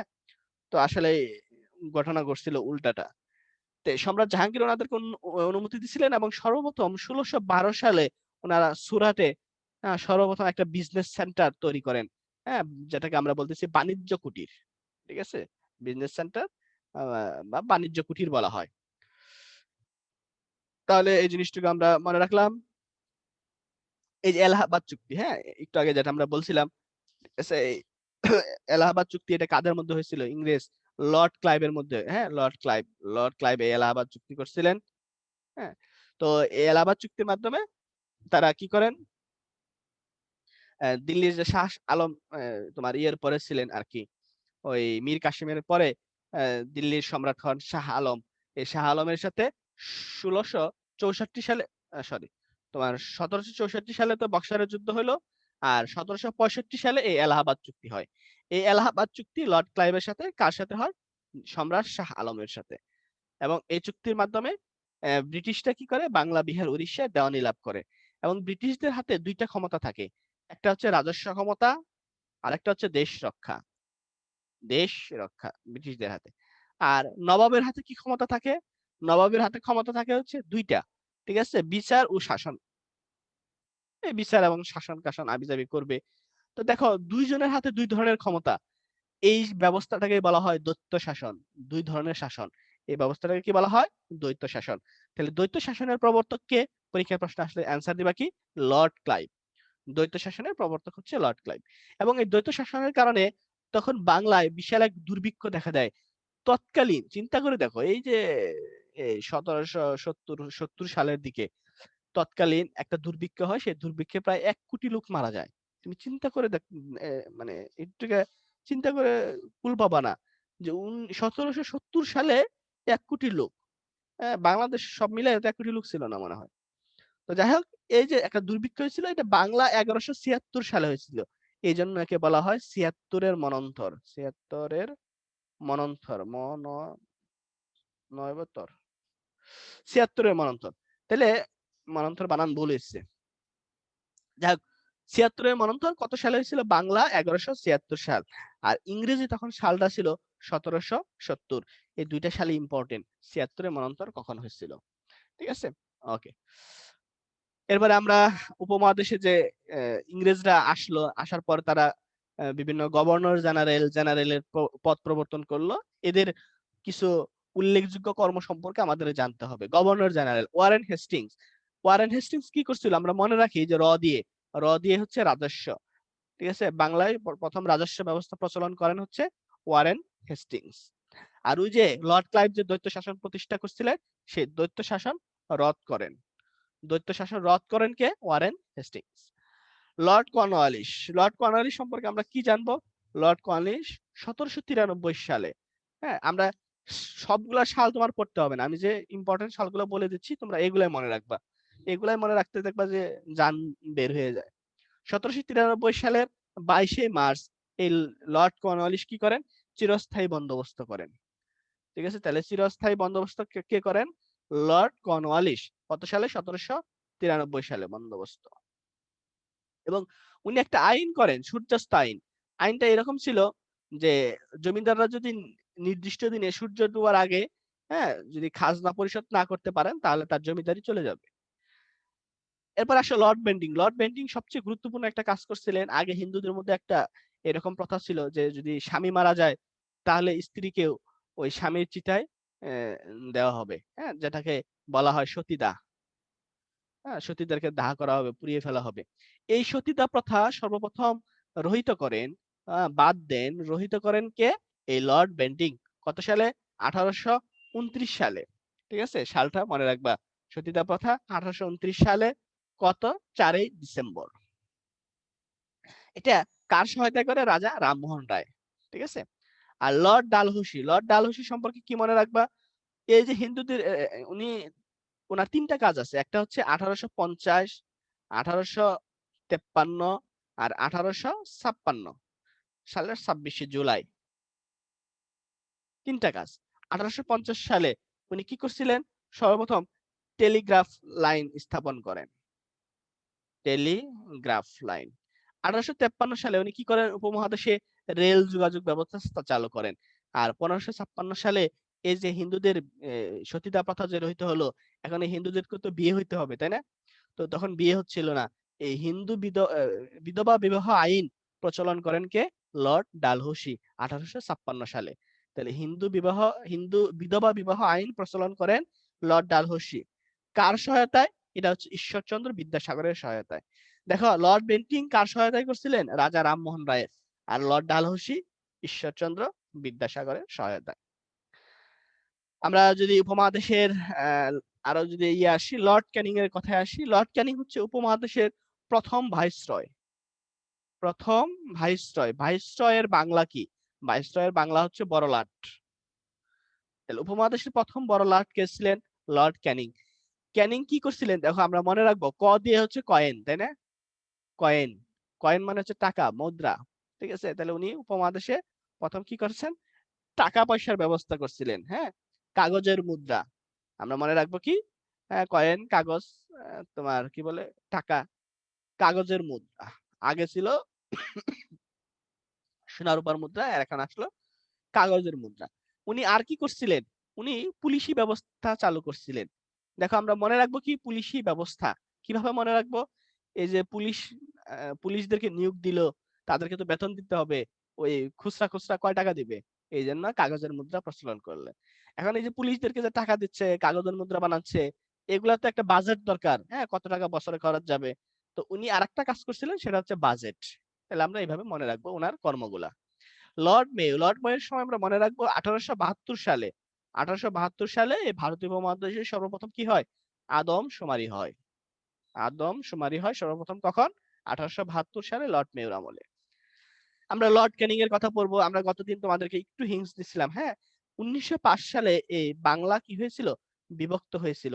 আগে কিন্তু এই যে পশ্চিম বাংলা, পূর্ব বাংলা, আসাম, এগুলা সব একসাথে ছিল এবং এর রাজধানী ছিল কলকাতা। রাজধানী কোথায় ছিল? কলকাতাতে। তো বাংলার যারা আছে এদেরকে কিন্তু সব কাজের জন্যই কিন্তু কলকাতাতে যাইতে হতো।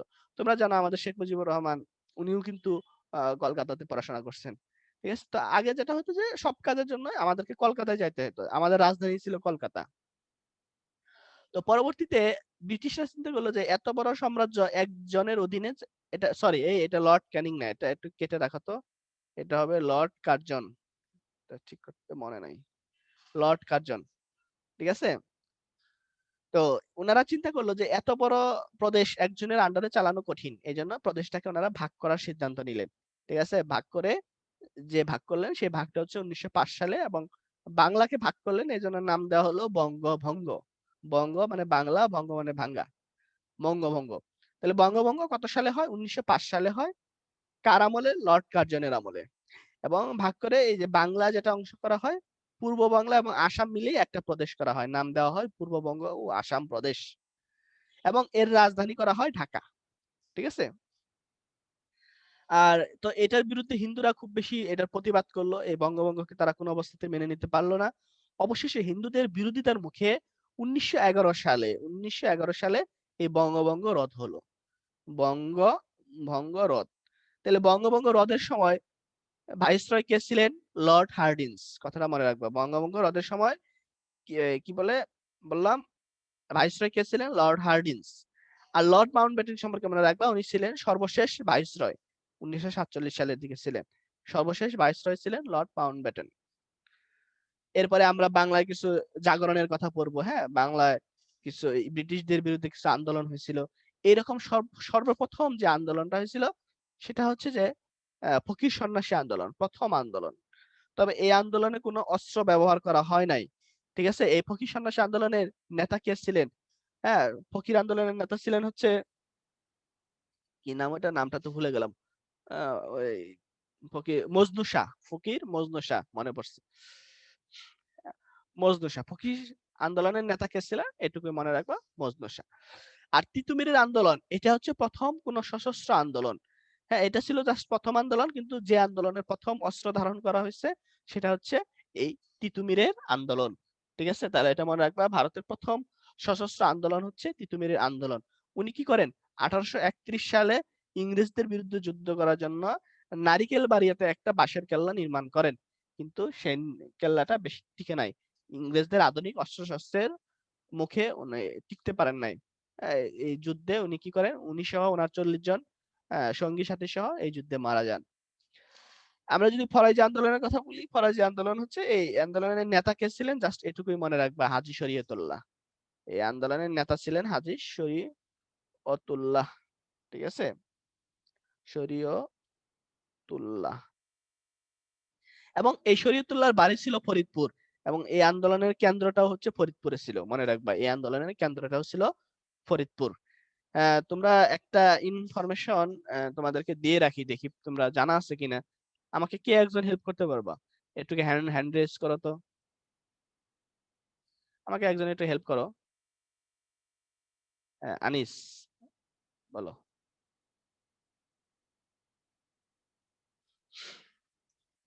হ্যাঁ, কাকে আনমিউট করছি? আনিস বলো।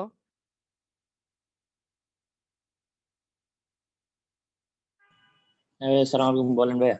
ওয়ালাইকুম আসসালাম। বলো তো, এই যে বাংলাদেশের উপর দিয়ে একটা রেখা গেছে, হ্যাঁ, আন্তর্জাতিক যে রেখাগুলো আছে, তোমার জি ভাইয়া। কোন রেখাটা বাংলাদেশের উপর দিয়ে গেছে বলতে পারবা? উম, পূর্ব দ্রাঘিমার। কোনটা সেটা? আচ্ছা, আমরা আরেকজনের কাছে যাই। মনে পড়তেছেন এটা। ঠিক আছে, আমরা আরেকজনের কাছে যাই, কোনো সমস্যা নাই। আসসালামু আলাইকুম স্যার। ওয়ালাইকুম আসসালাম। বলো তো, বাংলাদেশের উপর দিয়ে কোন রেখাটা গেছে? স্যার রেড ক্লিফ রেখা। আর না, কর্কট ক্রান্তি রেখা। হ্যাঁ, বাংলাদেশের উপর দিয়ে যে রেখাটা গেছে আন্তর্জাতিক, সেটা হচ্ছে কর্কট ক্রান্তি রেখা, বা যেটাকে বলা হয় ট্রপিক অফ ক্যান্সার। লেখাটাকে আর একটা নাম হচ্ছে ট্রপিক। এখন বাংলাদেশের কোন এরিয়া দিয়ে এই ট্রপিক অফ ক্যান্সার বা কর্কট ক্রান্তি রেখা গেছে সেটা কি বলতে পারবা? স্যার না, এই বলতে পারবো না। এই ফরিদপুরের ভাঙ্গা একটা উপজেলা আছে, হ্যাঁ, ফরিদপুর দিয়ে গেছে আর কি, ভাঙ্গা উপজেলা দিয়ে। এই ফরিদপুরের কথাটা মনে আসার, ওই কথাটা আমার মনে পড়ে গেল। হ্যাঁ, আচ্ছা, ঠিক আছে আচ্ছা। স্যার। এখন এখানে আপনার আরেকটা ইম্পর্টেন্ট জিনিস আছে। ঠিক আছে, এই জি। ফরিদপুরের ভাঙ্গা দিয়ে যে লাইনটা গেছে আমার কর্কট ক্রান্তি রেখা, হ্যাঁ, আমরা একটু পরে পড়বো কর্কট ক্রান্তি রেখাটা কি। কর্কট ক্রান্তি রেখা হচ্ছে উত্তর দ্রাঘিমা রেখার, হ্যাঁ, সরি, উত্তর অক্ষাংশ, আমাদের যে কি বলে অক্ষাংশ, দ্রাঘিমা অক্ষ, এগুলা সম্পর্কে কি আইডিয়া আছে? স্যার পড়ছিলাম তো ক্লাস 9-10-এ। হ্যাঁ, 9-10 এ পড়ে। জাস্ট এখানে একটু আইডিয়া দিয়ে রাখি। হ্যাঁ, উত্তর অক্ষাংশে 23.5 ডিগ্রি কে বলা হয় কর্কট ক্রান্তি রেখা। তো এই ফরিদপুরের ভাঙ্গা দিয়ে একটা জায়গা দিয়ে এই কর্কট ক্রান্তি রেখা আর দ্রাঘিমা রেখা 90 ডিগ্রি দ্রাঘিমা রেখা একটা বিন্দুতে মিলিত হয়েছে। বর্তমানে ওইখানে একটা মানে তোমার করা হবে, সেটা হচ্ছে বঙ্গবন্ধু মান মন্দির নামে একটা, ওই যে তোমরা গ্রিনিস মান মন্দির যেরকম শুনছো এরকম একটা টাইম করা হবে, সেটা হচ্ছে বঙ্গবন্ধু মান মন্দির। ঠিক আছে, এটা নতুন ভাবে সিদ্ধান্ত নেওয়া হয়েছে। তাহলে বঙ্গবন্ধু মান মন্দির কোথায় নির্মিত হবে? ফরিদপুরের ভাঙ্গায়। ভাঙ্গা। হ্যাঁ, তাহলে দেখো মানে রিলেটেড ইনফরমেশন গুলো তোমাদেরকে একটু বলে দিলাম আর কি, যাতে তোমরা মনে থাকে। আচ্ছা, এরপরে আমরা সিপাহী বিদ্রোহের কথা বলবো। সিপাহী বিদ্রোহ ছিল তোমার ভারতের প্রথম, এটাকে জাতীয় আন্দোলন বলা হয়, ভারতের প্রথম জাতীয় আন্দোলন, যে আন্দোলনে তোমার হিন্দু মুসলমান হ্যাঁ সবাই শরিক হয়েছিল। এবং এই আন্দোলনটা হচ্ছে যে তোমার সারা ভারতেই প্রায় ছড়িয়ে পড়ছিল। হ্যাঁ, তো এই আন্দোলনের প্রেক্ষাপটটা কি ছিল? এই আন্দোলনের প্রেক্ষাপটটা ছিল যে তোমার ওই সময় একটা নতুন ধরনের একটা বন্দুক আবিষ্কার হয় এনফিল্ড নামে, এনফিল্ড। তো ওই বন্দুকের যে কার্তুজ ছিল, গুলি ছিল, সেটা দাঁত দিয়ে কেটে বন্দুকে ভরতে হইতো। তো এরকম একটা গুজব ছড়াইলো ওই কার্তুজের মধ্যে থাকে কি তোমার ওই শুকরের চর্বি আর হচ্ছে তোমার কি বলে গরুর চর্বি। তো হিন্দুরা তো ধরো গরুর চর্বি এটা তাদের ধর্মীয় অনুভূতিতে আঘাত হানে, সেটা তারা মুখে নিচ্ছে। আবার মুসলমানদের জন্য শুকরের চর্বি এটা তাদের অনুভূতিতে আঘাত হানছে। তো এই কারণে এই হিন্দু মুসলমান সবাই মিলে এটার প্রতিবাদ করে একটা বিদ্রোহ করে। হ্যাঁ, হিন্দুদের মধ্যে প্রথম বিদ্রোহ করে মঙ্গল পান্ডে, আর মুসলমানদের মধ্যে প্রথমই করেন হচ্ছে রজব আলী, হাবিলদার রজব আলী। ঠিক আছে, এরা আন্দোলনটা শুরু করে, কিন্তু এই আন্দোলন ব্রিটিশরা খুব ভালোভাবে এটা তোমার দমন করতে সক্ষম হয়। তাহলে এই সিপাহী বিদ্রোহ এটা কত সালে হয়েছিল? এটা একটু মনে রাখবা, এটা হচ্ছে 1857 সালে। মনে রাখার মতো ইনফরমেশন এটাই। এবং এটাকে বলা হয় প্রথম ভারতের জাতীয় আন্দোলন। ঠিক আছে, এবং এই আন্দোলনে যারা আসলে বিদ্রোহ করছিল পরবর্তীতে হ্যাঁ তাদেরকে একটা পার্ক ছিল ভিক্টোরিয়া পার্ক, এই ভিক্টোরিয়া পার্কে তাদেরকে এনে গাছের সাথে ঝুলাই রাখা হতো। ঠিক আছে, তাদেরকে ফাঁসি দিয়ে গাছের সাথে ঝুলাই রাখা হতো। পরবর্তীতে ভিক্টোরিয়া পার্কের নাম ওই যে মুঘল সম্রাট ছিলেন যে বাহাদুর শাহ, সে বাহাদুর শাহ নামে এই পার্কের নাম করা হয় বাহাদুর শাহ পার্ক। ঢাকায় তোমরা এখন গেলে দেখতে পারবা যে বাহাদুর শাহ পার্ক। তাহলে এই বাহাদুর শাহ পার্ক কিসের সাথে জড়িত? এই সিপাহী বিদ্রোহের সাথে জড়িত, প্রশ্ন আসতে পারে।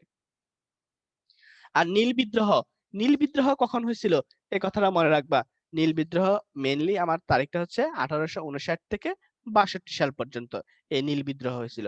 হ্যাঁ, এই সময় ইউরোপে যখন নীল চাষ খুব ব্যাপক আকারে জনপ্রিয়তা লাভ করে, হ্যাঁ সরি শিল্প বিপ্লব লাভ করে, তখন সেই শিল্পের জন্য নীল দরকার হচ্ছিল। তো তারা কি করতো, আমাদের দেশের চাষীদেরকে জোর করে নীল চাষের জন্য বাধ্য করা হতো। পরে চাষিরা একটা আন্দোলন করে, সেই আন্দোলনটা হচ্ছে নীল বিদ্রোহ। নীল বিদ্রোহ শুরু হয় 59-এ, এটা দমন করা হয় 62-তে, শেষ হয় 62-তে। আমরা ব্রিটিশ ভারতের যদি রাজনৈতিক দলের কথা বলি, আমরা তোমাদেরকে গতদিনই বলছিলাম যে ভারতের সর্বপ্রথম রাজনৈতিক দল ছিল কোনটা? জাতীয় কংগ্রেস, যেটা প্রতিষ্ঠিত হয়েছিল 1885 সালে। এই কথাটা মনে রাখবে, ভারতের প্রথম রাজনৈতিক দল হচ্ছে কংগ্রেস।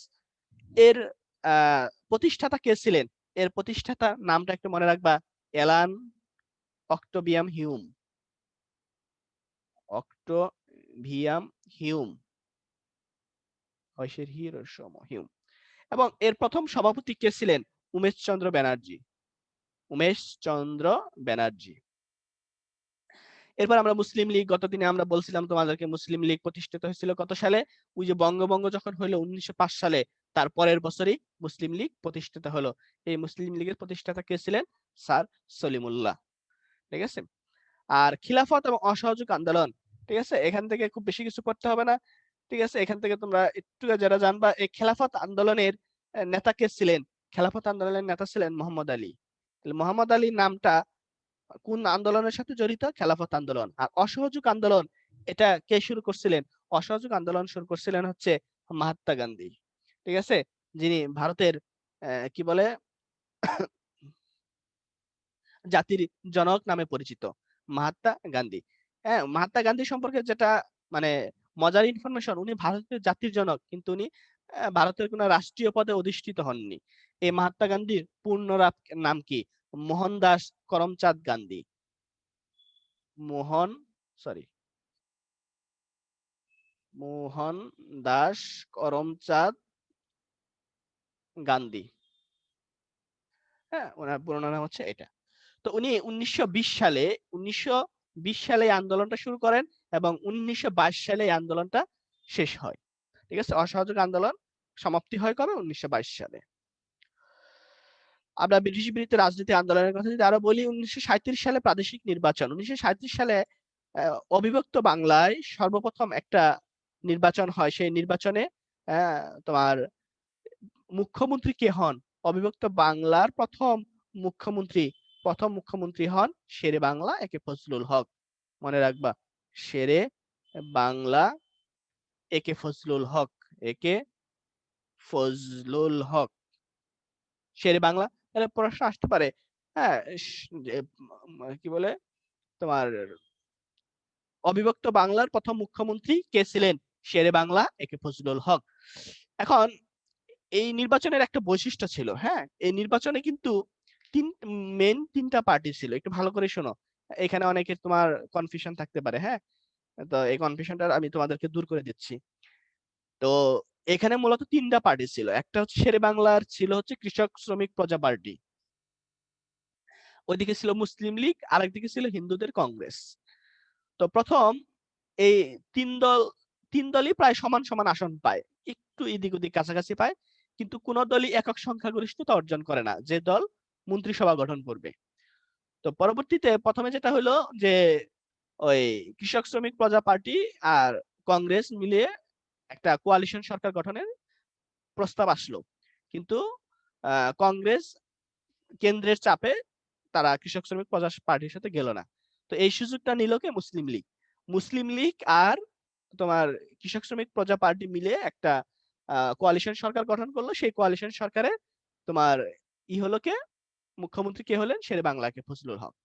কিন্তু 1941 সালে গিয়ে এই মন্ত্রিসভা ভেঙে গেল। কৃষক শ্রমিক প্রজা পার্টি আর মুসলিম লীগের সাথে একটা দ্বন্দ্ব তৈরি হইলো, এই দ্বন্দ্বে এই মন্ত্রিসভা ভেঙে গেল। পরবর্তীতে এই কৃষক শ্রমিক প্রজা পার্টি আবার কার সাথে মিলিত হইলো? ওই তোমার কংগ্রেসের সাথে মিলিত হলো। মিলিত হয়ে তারা আবার একটা মন্ত্রিসভা গঠন করলেন।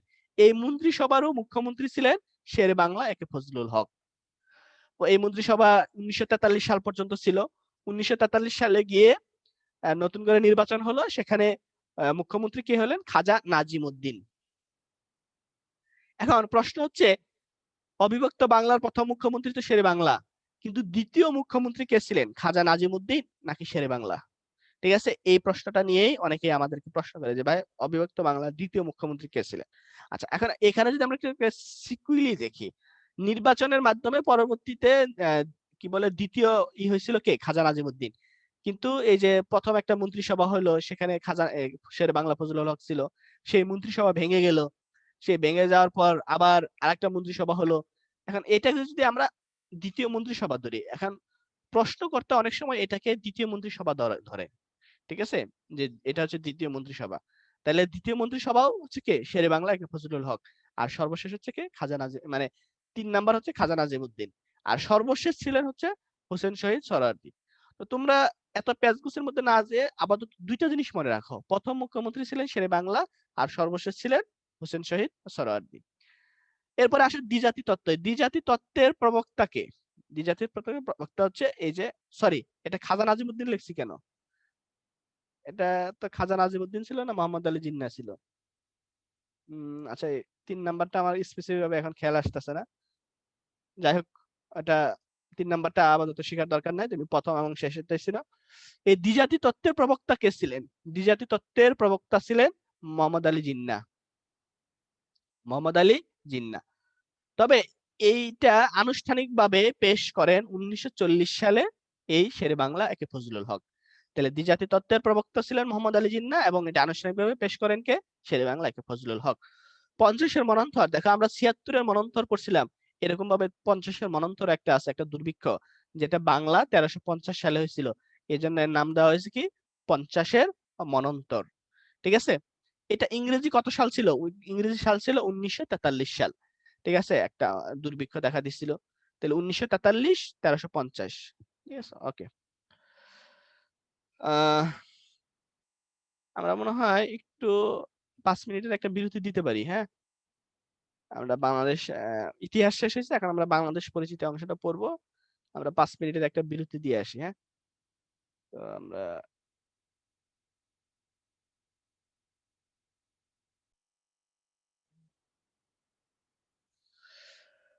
আচ্ছা, এবার আসো আমরা বাংলাদেশ পরিচিতি পড়বো। বাংলাদেশ পরিচিতি থেকে একটা প্রশ্ন পাওয়ার সম্ভাবনা খুব বেশি সম্ভাবনা। হ্যাঁ, আমরা যদি প্রথমে বাংলাদেশের অবস্থানটা পড়ি, যে বাংলাদেশ কোথায় অবস্থিত। বাংলাদেশ হচ্ছে দক্ষিণ এশিয়াতে অবস্থিত। ভৌগোলিকভাবে এই যে আমরা একটু আগে যেটা বলতেছিলাম, উত্তর অক্ষরেখা, দক্ষিণ মধ্য কি বলে অক্ষাংশ, দ্রাঘিমাংশ, এইগুলা জিনিসগুলা কি? হ্যাঁ, এগুলা জিনিসগুলো হচ্ছে, মনে করো এই রে পৃথিবীরে, মাশাআল্লাহ কি যে add করলাম, মনে করো এটা একটা পৃথিবী। হ্যাঁ, ধরে নাও আর কি, আমরা তো কত কিছু ধরে নেই ম্যাথ করার সময়, এটা একটা ধরে নিলাম। এখন এই যে মাঝখান দিয়ে যে রেখাটা যায়, এটাকে বলা হয় মূল মধ্য রেখা। হ্যাঁ, তো এই মূল মধ্য রেখা থেকে যদি আমরা এদিকে কয়েকটা অংশে ভাগ করি, হ্যাঁ কয়েকটা অংশে ভাগ করি, এগুলাকে বলা হয় উত্তর অক্ষ। এটা হচ্ছে উত্তর দিক, এটা হচ্ছে দক্ষিণ দিক। এটাকে বলা হবে উত্তর অক্ষরেখা, এটাকে বলা হবে, এই সাইডে বলা হবে দক্ষিণ অক্ষরেখা। আর এই যে আমরা উত্তর মেরু আর দক্ষিণ মেরু মাঝ বরাবর একটা ভাগ করে, এটাকে যদি আমরা পশ্চিম বলি, এটাকে যদি আমরা পূর্ব বলি, ঠিক আছে, তাহলে এই দিক দিয়ে যে আমরা রেখাগুলা কল্পনা করব, এগুলাকে বলা হবে তোমার দ্রাঘিমা রেখা। এগুলাকে বলা হবে কি? দ্রাঘিমা রেখা। এগুলাকে পশ্চিম দ্রাঘিমা রেখা, এই সাইডে বলা হবে পূর্ব দ্রাঘিমা রেখা। ঠিক আছে, একটা যাই হোক, এটা অনেকের হয়তো আইডিয়া আছে, জাস্ট একটু মনে করাই দেওয়া। তো বাংলাদেশ কোথায় অবস্থিত? বাংলাদেশ হচ্ছে উত্তর পূর্ব এখানে অবস্থিত। এখানে উত্তর অক্ষাংশ কতটুকু? হ্যাঁ, এটা একটু মনে রাখবা। আমি যেটা মনে রাখি 20, 34 আর 26, 38। 20 ডিগ্রি 34 মিনিট, 26 ডিগ্রি 38 মিনিট, এত উত্তর অক্ষরেখায় অবস্থিত। এখন দেখো এর মাঝখানে কিন্তু কি 23.5 অবস্থিত, তাই না? এটাকে বলা হচ্ছে কর্কট ক্রান্তি রেখা। উত্তর অক্ষাংশে 23.5 ডিগ্রি, উত্তর অক্ষাংশ কি বলা হয়? কর্কট ক্রান্তি। আর এটা যদি দক্ষিণে হয়, যদি দক্ষিণে 23.5 হয়, এটাকে বলবো হবে মকর ক্রান্তি। এটাকে কি বলা হয়? মকর ক্রান্তি। ঠিক আছে, আচ্ছা এরপর আসো, তাহলে উত্তর কর্কট ক্রান্তি। আবার এটা যদি তোমার 66.5 হয়, দক্ষিণে 66.5 হলে এটাকে বলা হবে কুমেরু বৃত্ত। কুমেরু বৃত্ত। আর এটা যদি উত্তরে উত্তরে যদি 66.5 হয়, এটাকে বলা হয় সুমেরু বৃত্ত। সুমেরু বৃত্ত। ঠিক আছে, ভূগোল পড়ানো শুরু করে দিলাম সাধারণ জ্ঞান পড়াইতে এসে। যাই হোক, আচ্ছা তাহলে বাংলাদেশ হচ্ছে উত্তর অক্ষাংশে অবস্থিত এটা। আর বাংলাদেশ হচ্ছে পূর্ব সাইডে, পূর্ব দ্রাঘিমা রেখাংশ কত সেটা আমরা মনে রাখি 88, 1, 92, 41, এইভাবে 88 ডিগ্রি 1 মিনিট, 92, 41 মিনিট। তাহলে এই যে এখানে কিন্তু দেখো মাঝখানে কত আছে? 90 আছে। এই যে একটু আগে যেটা বললাম, এই 90 আর এই তোমার কি বলে কর্কট ক্রান্তি রেখা, এই দুইটা মিলিত হয়েছে ফরিদপুরের ভাঙ্গায়, ওখানে নির্মিত হবে বঙ্গবন্ধু মান মন্দির। আচ্ছা, এরপর আমরা যদি বাংলাদেশের সময়টা গণনা করি, হ্যাঁ বাংলাদেশের সময় তোমরা জানো গ্রিনিচ মান মন্দির যেটা আছে লন্ডনে, সেই গ্রিনিচ মান মন্দিরকে কি ধরা হয়? স্ট্যান্ডার্ড ধরা হয়। হ্যাঁ, সেই মান মন্দিরটা যদি এইখানে হয়, এই যে এই মাঝ বরাবর যদি মান মন্দিরটা হয়, হ্যাঁ এটা থেকে যদি কোনো দেশ পশ্চিম দিকে যায়, তাহলে মানগুলো হয় মাইনাস, অর্থাৎ গ্রিনিচ মানের থেকে পরে হয়। আর যদি পূর্ব দিকে যায় তাহলে হয় কি প্লাস। বাংলাদেশের পূর্ব সাইডে অবস্থিত, সেই গ্রিনিচ মান মন্দির থেকে বাংলাদেশের অবস্থান হচ্ছে 6 আওয়ার। হ্যাঁ, এটা এরকম ভাবে হিসাব করা হয় যে প্রতি 1 ডিগ্রি গেলে 4 মিনিট করে পার্থক্য হবে। পশ্চিমে গেলে -4 হবে, পূর্বে গেলে +4 হবে, 4 মিনিট। ঠিক আছে, এরকম ভাবে বাংলাদেশ হচ্ছে +6 আওয়ার। গ্রিনিচ মান মন্দির থেকে বাংলাদেশের অবস্থান হচ্ছে +6, মানে কি 6 ঘন্টা আগে না পরে? দেখি তোমাদের এটা একটু বলো তো, এটা 6 ঘন্টা আগে না পরে?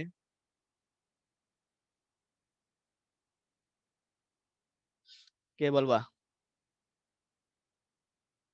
সাদিয়া বলো, 6 ঘন্টা আগে না পরে গ্রিনিচ মান থেকে 6 বাংলাদেশের সময়? ঘন্টা আগে আগে হবে। 6 ঘন্টা আগে, ভেরি গুড। অর্থাৎ ইংল্যান্ডে যদি রাত বাজে 1টা, আমাদের এখানে হবে রাত কয়টা? সকাল 7টা। তার মানে সূর্যটাকে আমরা আগে পাইছি, ওরা পরে পাইছে, তাহলে গ্রিনিচ মানমন্দির থেকে আমাদের সময়টা হচ্ছে আগে। আচ্ছা, এটা গেল। এরপর আমরা বাংলাদেশের যদি জেলার কথা বলি, আচ্ছা বাংলাদেশের কয়টা বিভাগ আছে দেখি তোমাদের। এই মানে এই প্রশ্নগুলা কিরকম ভাবে কে কিরকম ভাবে ভুল করো। কাকে আনমিউট করছি দেখো তো। স্যার আসসালামু আলাইকুম। বাংলাদেশের কয়টা বিভাগ? 8টা স্যার। 8টা কি কি?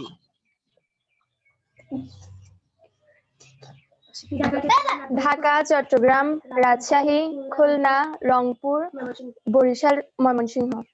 Mymensingh, very good. অনেকে ময়মনসিংহ নামটা মনে থাকে না। বাংলাদেশের সর্বশেষ এখন বিভাগ যেটা সেটা হচ্ছে ময়মনসিংহ বিভাগ, তাই না? এখানে দেখো ময়মনসিংহ কথাটা কিন্তু আসে নাই।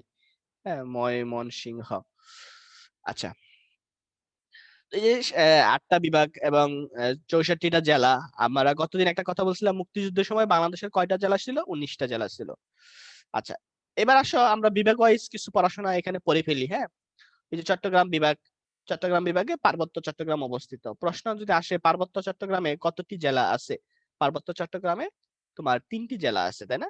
খাগড়াছড়ি, রাঙ্গামাটি, বান্দরবন।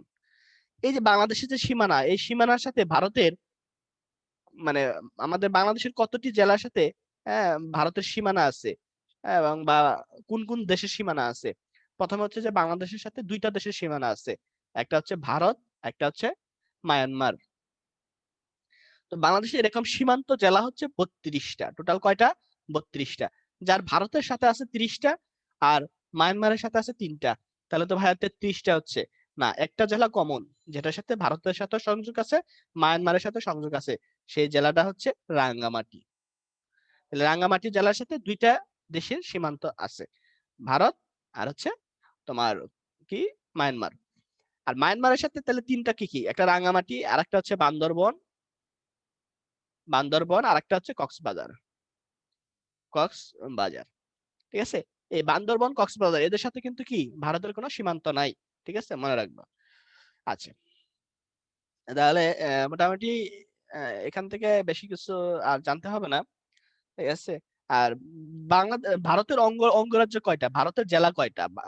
এমনি বাংলাদেশের জেলা তো বললাম 32টা, আর ভারতের জেলা হচ্ছে তোমার এখানে যেগুলো আছে, এই যে পশ্চিমবঙ্গ, হ্যাঁ, তারপরে এখানে আছে আসাম, এখানে আছে মেঘালয়, তারপরে এখানে আছে মিজোরাম, আর এখানে আছে ত্রিপুরা। ঠিক আছে, তাহলে এগুলা হচ্ছে তোমার ভারতের জেলা বা অঙ্গরাজ্য। হ্যাঁ, ত্রিপুরা, মিজোরাম, মেঘালয়, আসাম, পশ্চিমবঙ্গ, এগুলো হচ্ছে মোটামুটি ভারতের। এরপর আমরা যে বাংলাদেশের সীমানা পড়বো, যে বাংলাদেশের যে 32টা জেলার সাথে ভারতের যে সীমানা আছে, এই 32টা জেলা মিলিয়ে সীমানা মিলিয়ে মোট আমাদের সীমা রেখা হচ্ছে 5138 কিলোমিটার, যার মধ্যে স্থল হচ্ছে 4227 আর সমুদ্র হচ্ছে 711। যে সীমানার কথা বলি, তো এই যে স্থল যে 4427, এর মধ্যে ভারতের সাথে আছে 4156, মায়ানমারের সাথে আছে 271। এগুলো একটা মনে রাখতে হবে। আর এই যে সমুদ্র উপকূলকে আমরা 3টা ভাগে ভাগ করতে পারি। হ্যাঁ, মনে করো যে এটা তোমার দেশ, এটা তোমার দেশ, তো এটা হচ্ছে যে তোমার দেশের সীমানা, স্থল সীমানা শেষ, এখান থেকে সমুদ্র শুরু হয়েছে। হ্যাঁ, এখানে এই সমুদ্রের কত দূর পর্যন্ত তুমি তোমার দেশের হিসাবে কাউন্ট করতে পারবা, সেটাকে বলা হয় মহীসোপান। সেই মহীসোপানটা মনে করো এই পর্যন্ত 350। বাট তুমি তোমার অর্থনৈতিক কর্মকাণ্ড কিন্তু এর মধ্যে চালাতে পারবা না। অর্থনৈতিক কর্মকাণ্ড চালাতে হবে কিছু বাদ রেখে। সেই বাদ রেখে কতটুকু চালাতে পারবা? 200 নটিক্যাল মাইল পর্যন্ত চালাতে পারবা। কিন্তু তুমি তোমার রাজনৈতিক কর্মকাণ্ড, তুমি যদি একটা প্রতিরক্ষা বিভাগ তৈরি করতে যাও, তুমি যদি একটা যুদ্ধ জাহাজ নামাইতে যাও, সেটা তোমাকে আরো সংকীর্ণ করে ফেলতে হবে। তুমি সেটা কতটুকু পর্যন্ত পারবা? 12 নটিক্যাল মাইল। এটাকে বলা হচ্ছে কি রাজনৈতিক সমুদ্র সীমা, এটাকে বলা হচ্ছে অর্থনৈতিক সমুদ্র সীমা, আর এটাকে বলা হচ্ছে মহীসোপান। আমরা যদি বাংলাদেশের পরিচিতির মধ্যেই আরেকটু যদি যাই, যে বাংলাদেশের সর্ব উত্তরে কোন জেলা? হ্যাঁ, তো এখানে তুমি স্থানটা না পড়লেও এই 3টা অবশ্যই পড়বা, জেলা, উপজেলা, ইউনিয়ন।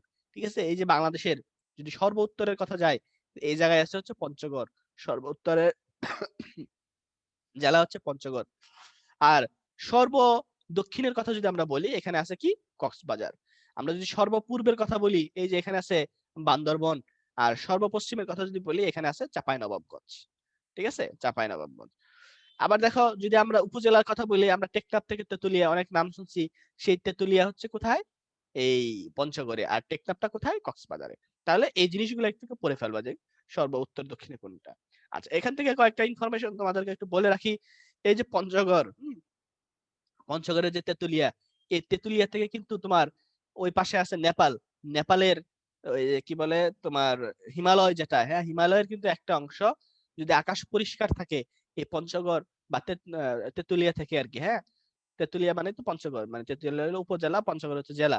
এখান থেকে হিমালয়ের একটা পাহাড় দেখা যায়, সেই পাহাড়টার নাম হচ্ছে কাঞ্চনজঙ্ঘা।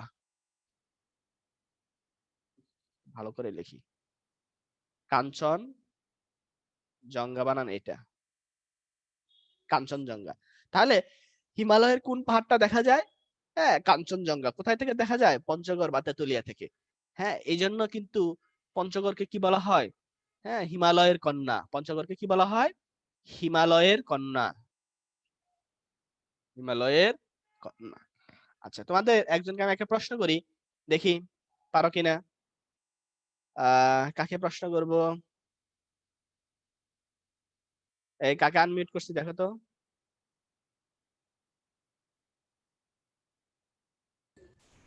স্যার আসসালামু আলাইকুম। ওয়ালাইকুম আসসালাম। আচ্ছা তুমি বলো, সাগর কন্যা কাকে বলা হয়? সাগর কন্যা কুয়াকাটাকে। শিওর নাকি কক্সবাজার? কুয়াকাটায় তো মনে হচ্ছে। ঠিক আছে, অ্যান্সার সঠিক। কুয়াকাটাকে কি বলা হয়? সাগর কন্যা বলা হয়। ঠিক আছে, অনেক সময় মনে হতে পারে না কক্সবাজার মনে হয়, না কক্সবাজার না, সাগর কন্যা বলা হয় কাকে? কুয়াকাটা, যেটা কোথায় অবস্থিত? পটুয়াখালীতে অবস্থিত। এটা কিন্তু পরীক্ষা একবার আসছিল, কুয়াকাটা কোন জেলায় অবস্থিত? এটা হচ্ছে পটুয়াখালীতে অবস্থিত। তাহলে হিমালয়ের কন্যা। আর এবার বাংলাদেশের কিছু সাফল্য যদি আমরা পড়ি, বাংলাদেশ এই 2014 সালে এবং 2012 সালে, হ্যাঁ এই সরকার আমলেই কিছু সাফল্য অর্জিত হয়েছে। 2012 সালে আমরা মায়ানমারের কাছ থেকে সমুদ্র বিজয় অর্জন করেছি। মানে সমুদ্র কিছু সীমা নিয়ে মায়ানমার এবং ভারতের সাথে আমাদের কিছু দ্বন্দ্ব ছিল, কিছু বিরোধ ছিল। এই বিরোধটা 2012 সালে তোমার মায়ানমারের সাথে মিটে গেছে এবং 2014 সালে ভারতের সাথে মিটে গেছে। এখানে আমরা জয়লাভ করছি। এখন আমাদের বর্তমানে আমাদের সমুদ্র যে আয়তন, সেটা প্রায় বাংলাদেশের আয়তনেরই সমান। এটা হচ্ছে 1,18,813 বর্গ কিলোমিটার আমাদের সমুদ্রের আয়তন। বিশাল আয়তন, তাই না? প্রায় বাংলাদেশের সমানই। তাহলে এগুলো একটু পড়বা।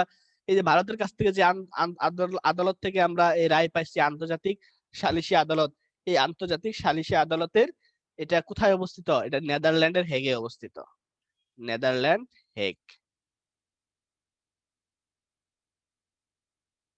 আর এই যে মায়ানমারের সাথে যেটা আমরা international tribunal for the law of sea, যে আদালতে আমরা জয়লাভ করছি, এটা কোথায় অবস্থিত? এটা হচ্ছে জার্মানিতে অবস্থিত। এটা হচ্ছে জার্মানিতে অবস্থিত, জার্মানি। এইগুলো একটু মনে রাখবা। আমরা ছিটমহল বিনিময়, বর্তমানে তো ছিটমহল নাই, হ্যাঁ বর্তমান সরকারের অন্যতম একটা সাফল্য ছিল এই ছিটমহল বিনিময়। 2015 সালে এই ছিটমহল বিনিময় সম্পন্ন হয়। হ্যাঁ এখানে তোমার ভারতের ভিতরে প্রায় 111টি ছিটমহল বাংলাদেশ পায়। বাংলাদেশ কতটি ছিটমহল পায়? হ্যাঁ 111টি। আর ভারত পায় 91টি, 51টি। ভারত কতটি ছিটমহল পায়? 51টি। এটা কত সালে সংগঠিত হয়েছে? 2015 সালে। জাস্ট এটুকু মনে রাখবা। বাংলাদেশের আবহাওয়া এবং জলবায়ু, বাংলাদেশের আবহাওয়া এবং জলবায়ু ঠিক নাই, বাস্তব, এটা হচ্ছে বাস্তব। ঠিক আছে, আর বইয়ের ভাষায় ঠিক আছে। তো বাংলাদেশের যদি আমরা একটু আবহাওয়ার কথা বলি, হ্যাঁ বাংলাদেশের সবচেয়ে বেশি বৃষ্টিপাত হয় কখন? বর্ষাকালে। বাংলাদেশের প্রায় 80% বৃষ্টিপাত কিন্তু হয় বর্ষাকালে, মনে রাখবা। এবং বাংলাদেশে যদি আমরা বলি বার্ষিক গড় বৃষ্টিপাত কত? বাংলাদেশের বার্ষিক গড় বৃষ্টিপাত হচ্ছে 203 সেন্টিমিটার। আমরা যদি বাংলাদেশের তাপমাত্রার কথা বলি, বাংলাদেশের গড় তাপমাত্রা কত? 26.1 ডিগ্রি। 26.1 ডিগ্রি হচ্ছে বাংলাদেশের একদম বার্ষিক গড় তাপমাত্রার কথা যদি আমরা বলি।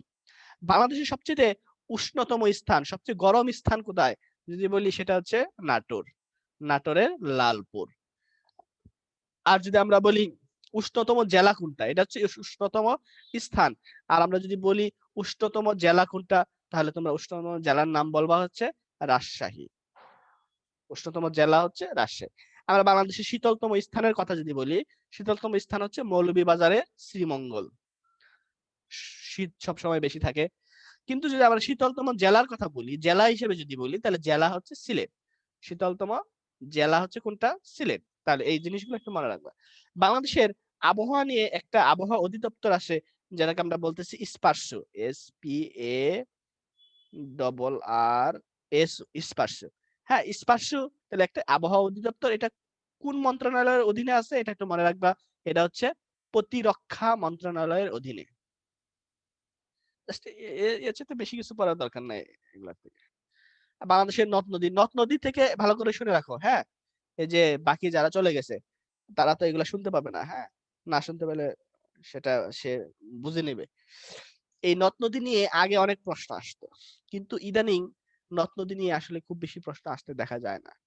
নদ নদী এগুলা হচ্ছে যে মানে একটা অতীত ইতিহাস হয়ে যাচ্ছে। নদ নদী মানে তোমার বইয়ে দেখবা যে অনেক কিছু আছে, তুমি এত কিছু পড়ার দরকার নাই। এগুলা থেকে এখন প্রশ্ন খুবই কম আসে, খুবই কম। ঠিক আছে, তাহলে তুমি কি করবা? মোটামুটি আমি যেগুলা দেখা দিচ্ছি, তুমি মোটামুটি এগুলা শেষ করতে পারলে এনাফ। ঠিক আছে, অনেক। তো দেখো তাহলে কি পড়বো আমরা? বাংলাদেশের যে কিছু প্রধান প্রধান নদী আছে, এই নদীগুলার উৎপত্তি কোথায়? এই যে পদ্মা, মেঘনা, যমুনা, প্রধান প্রধান নদীগুলার উৎপত্তি গুলা শিখবা। আর কি শিখবা? বাংলাদেশের যদি বলি দীর্ঘতম এবং প্রশস্ততম নদী কোনটা? বাংলাদেশের সবচেয়ে দীর্ঘতম এবং প্রশস্ততম নদী হচ্ছে মেঘনা। বাংলাদেশের সবচেয়ে খরস্রোতা নদী কোনটা? হ্যাঁ, দেখি তোমরা এটা কেউ পারো কিনা। মিজানুর রহমান, বলো তো।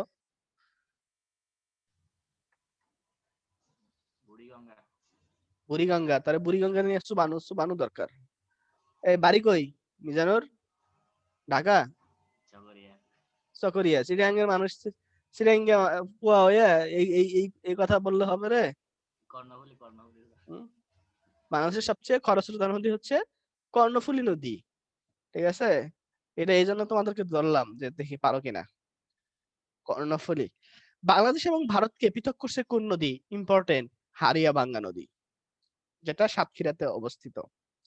বাংলাদেশ এবং মায়ানমারকে পৃথক করছে কোন নদী? নাফ নদী, যেটা টেকনাফে অবস্থিত। বাংলাদেশের জোয়ার বাটাহীন নদী বলা হয় গোমতী নদীকে। হ্যাঁ, গোমতী নদী প্রায় মৃত নদী। হ্যাঁ, এগুলাকে বলা হয় তোমার জোয়ার বাটাহীন নদী। আমরা কিছু নদ নদীর মিলনস্থল পড়বো। হ্যাঁ, প্রধান প্রধান নদী যেমন পদ্মা, যমুনা হচ্ছে গোয়ালন্দ, পদ্মা মেঘনা হচ্ছে চাঁদপুর। আমরা কিছু উপনদী এবং শাখা নদী। আচ্ছা, এই জিনিসটা একটু তোমাদেরকে আমি ধরবো। উপনদী কি, শাখা নদী কি, এটা কে পারবা? একটু হ্যান্ড রেজ করো।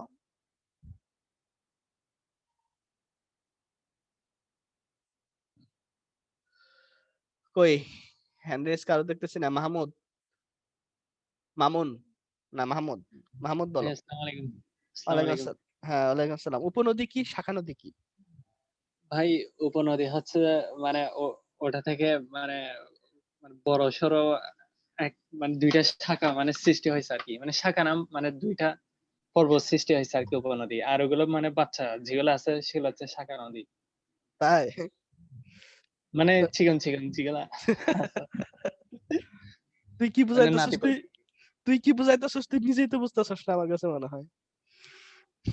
ঠিক আছে, দেখি। যাই হোক, ভালো বলছে তাও। তারপরে সুমাইয়া বলো দেখি। স্যার আসসালামু আলাইকুম। ওয়ালাইকুম আসসালাম, বলো। স্যার নদী থেকে যেগুলোর উৎপত্তি ওগুলো হচ্ছে উপনদী, আর উপনদী থেকে যেগুলো উৎপত্তি ওগুলো আবার শাখা নদী। খুব সুন্দর সঙ্গে বলছো। দেখি আরেকজনের কাছে যাই। আশেক বলো, না কাকে বলছি? সাদমান সালেকিন। আসসালামু আলাইকুম ভাইয়া। ওয়ালাইকুম আসসালাম, বলো। নদী থেকে যেগুলা উৎপত্তি হয় সেগুলো উপনদী, আর উপনদী থেকে যেগুলো হয় এগুলো হচ্ছে শাখা নদী। যেমন কর্ণফুলী থেকে হালদা হচ্ছে উপনদী, আর হালদা থেকে বোয়ালিয়া হচ্ছে শাখা নদী। আরে সেই উদাহরণ সহ বলে বলে দিচ্ছে। সাদমানকে তো কি বলে ধন্যবাদ দেব, পারতেছে না তো। কি উপমা বলো তো। আসসালামু আলাইকুম ভাইয়া। ওয়ালাইকুম আসসালাম, বলো। ভাইয়া যদি দুইটা নদী মিলে যদি একটা নদীতে পরিণত হয় তাহলে ওই প্রথম দুইটা নদীকে বলা হয় যে কি উপনদী। আর যদি হচ্ছে কি একটা নদী দুইটা শাখায় বিভক্ত হয়ে প্রবাহিত হয় তাহলে যে দুইটা শাখায় প্রবাহিত হয়েছে ওই দুইটাকে বলা হচ্ছে শাখা নদী। Very good. এটাই হচ্ছে উপনদী এবং শাখা নদীর সংজ্ঞা। ঠিক আছে, উপনদীগুলো হচ্ছে মনে করো এটা একটা প্রধান নদী, এটা একটা প্রধান নদী। তো এই নদীর সাথে মনে করো যে এই নদীগুলো আইসা মিলিত হয়েছে। এখানে একটা নদী মিলিত হয়েছে বা এখানে একটা নদী এসে মিলিত হয়েছে, দুইটা না, দুইটার বেশি হইতে পারে, একটাও হইতে পারে, এটা কোনো সমস্যা না। এই নদীর সাথে এসে মিলিত হয়েছে, এরা মিলিত হয়েছে, তাহলে এই নদীকে গুলাকে আমরা বলবো উপনদী।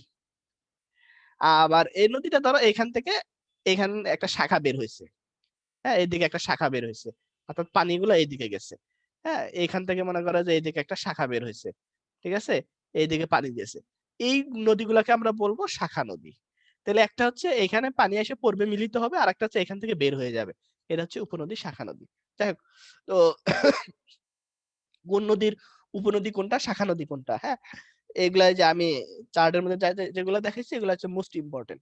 তো এখানে নদী নিয়ে আরেকটা জিনিস ইম্পর্টেন্ট আছে, কোন শহর কোন নদীর তীরে অবস্থিত। তো এগুলা বইয়ে আসলে দুনিয়ার অনেক কিছু দেওয়া আছে, এগুলো পড়ে আমার কাছে মনে হয় মাথা নষ্ট করার দরকার নাই, তুই তার সাধারণ নলেজ থেকে দুই একটা যা পারস ওইটাই কাজে লাগবে।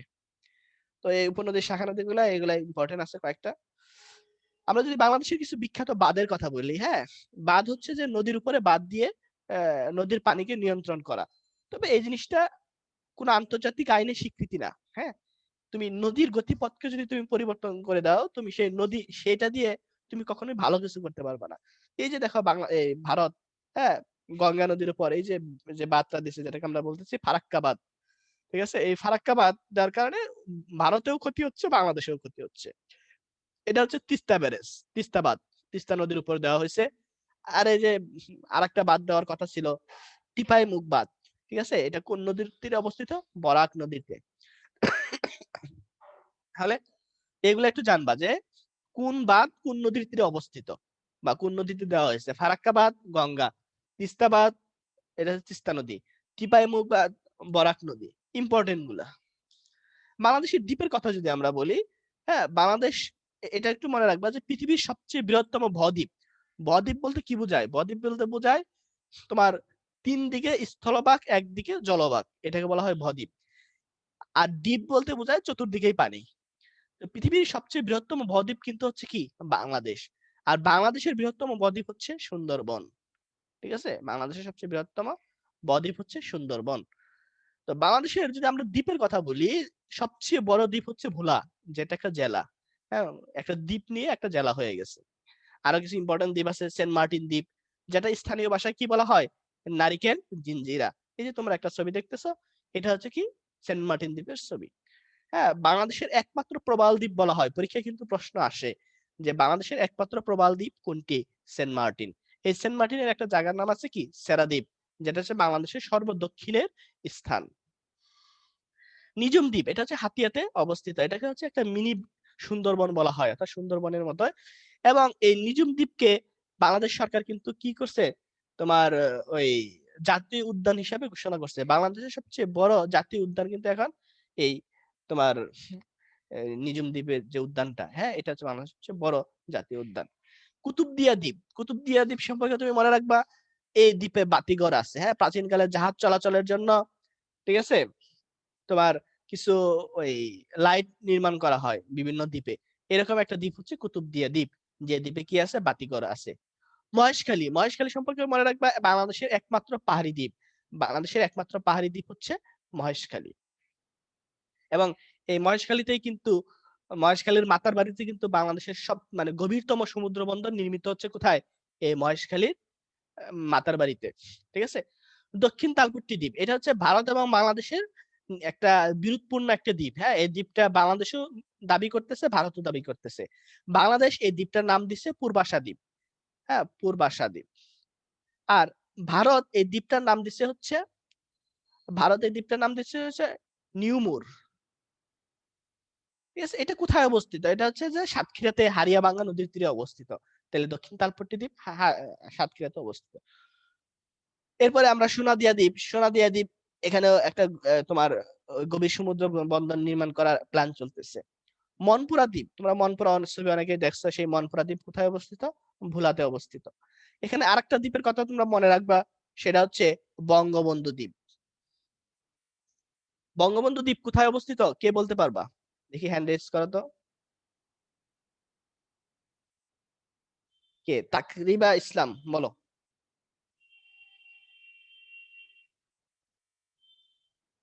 কিরে ভাই হ্যান্ড রেজ করে কথা বলতেছ না কেন? জয়ন্তিকা বলো।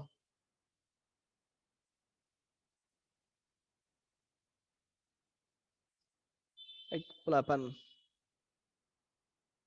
আচ্ছা এটা তোরা কি বলতে পারবা না নাকি এরকম? ওই জয়ন্তিকা বলো বলো। জয়ন্তিকা না কাকে আনমিউট করছি দেখো তো। না, তোমাদের নিয়ে সময় নষ্ট করতে চাই না।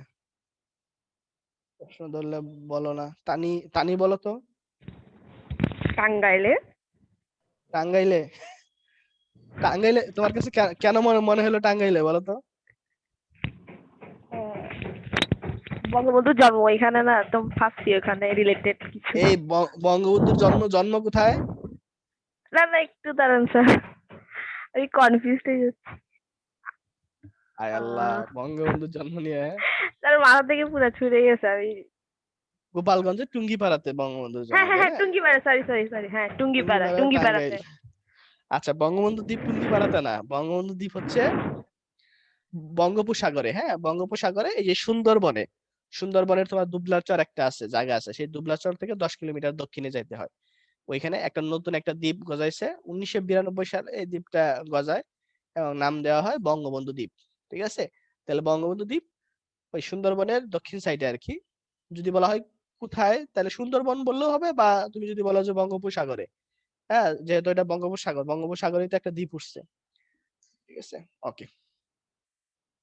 বাংলাদেশের আমরা যদি বিখ্যাত কিছু চরের কথা বলি, হ্যাঁ, তোমার কিছু দেখো উল্লেখযোগ্য কিছু চরের নাম দেওয়া আছে, যে ভোলাতে চর ফ্যাশন, চর কুকরিমুকরি কোথায় অবস্থিত, তারপরে ফেনীতে আছে মুহুরী চর, নোয়াখালীতে আছে ঠ্যাঙ্গার চর, জালিয়ার চর, হ্যাঁ, রাজশাহীতে নির্মল চর, এই যে সুন্দরবনে আছে দুবলার চর।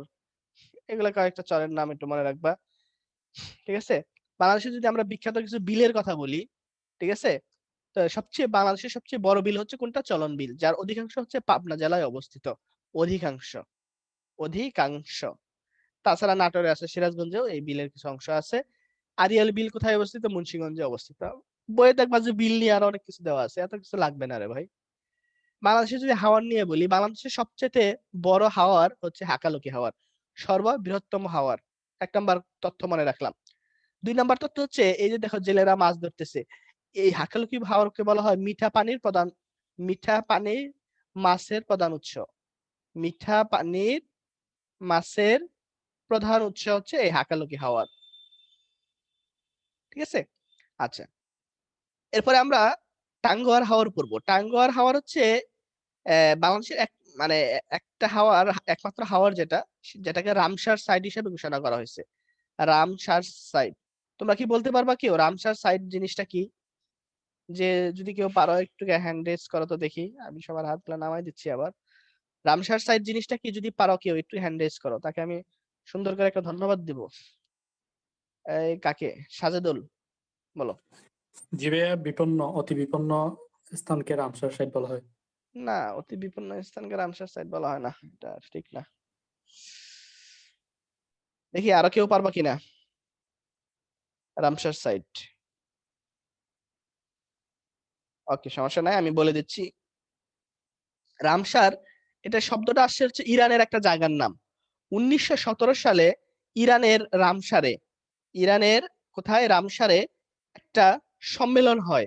সেই সম্মেলনে বিশ্বের বিভিন্ন দেশ অংশগ্রহণ করে এবং সেই সম্মেলনে সিদ্ধান্ত হয় যে বিশ্বের যে জলজ যে স্থানগুলো আছে, জলজ প্রাণী সংরক্ষণের একটা অভয়ারণ্য যে সকল জায়গাগুলো আছে, সেই জায়গাগুলোকে সংরক্ষণ করতে হবে, সেখানকার জীববৈচিত্র্য সংরক্ষণ করতে হবে। তো বিশ্বের এ ধরনের যে জায়গাগুলো আছে সেইগুলা ইউনেস্কো, সেগুলার দায়িত্ব দেওয়া হয় কাকে? ইউনেস্কোকে। যে ইউনেস্কো সেগুলা খুঁজে খুঁজে বের করে সেগুলাকে রামসার সাইট হিসেবে ঘোষণা করবে এবং সেখানকার জীববৈচিত্র্য সংরক্ষণের জন্য দায়িত্ব পালন করবে। তো এই ধরনের একটা বাংলাদেশের একটা রামসার সাইট হচ্ছে টাঙ্গুয়ার হাওর। এটা 2000 সালে তোমার ইউনেস্কো এটাকে টাঙ্গুয়ার হাওর হিসেবে কি বলে, রামসার সাইট হিসেবে ঘোষণা দেন। ওই যে রামসারে এই চুক্তিটা হয়েছিল, এই জন্য ওই চুক্তি অনুসারে সাইট গুলোর নাম হয় রামসার সাইট। আর বাংলাদেশে আরেকটা রামসার সাইট আছে, সেটা হচ্ছে সুন্দরবন। তোমাদের বইয়ে কিন্তু একটা জিনিস ভুল দেওয়া আছে, টাঙ্গুয়ার হাওরকে দেখবা যে তোমার দেওয়া আছে, কি বলে, ওয়ার্ল্ড হেরিটেজ বিষয়টা ভিন্ন।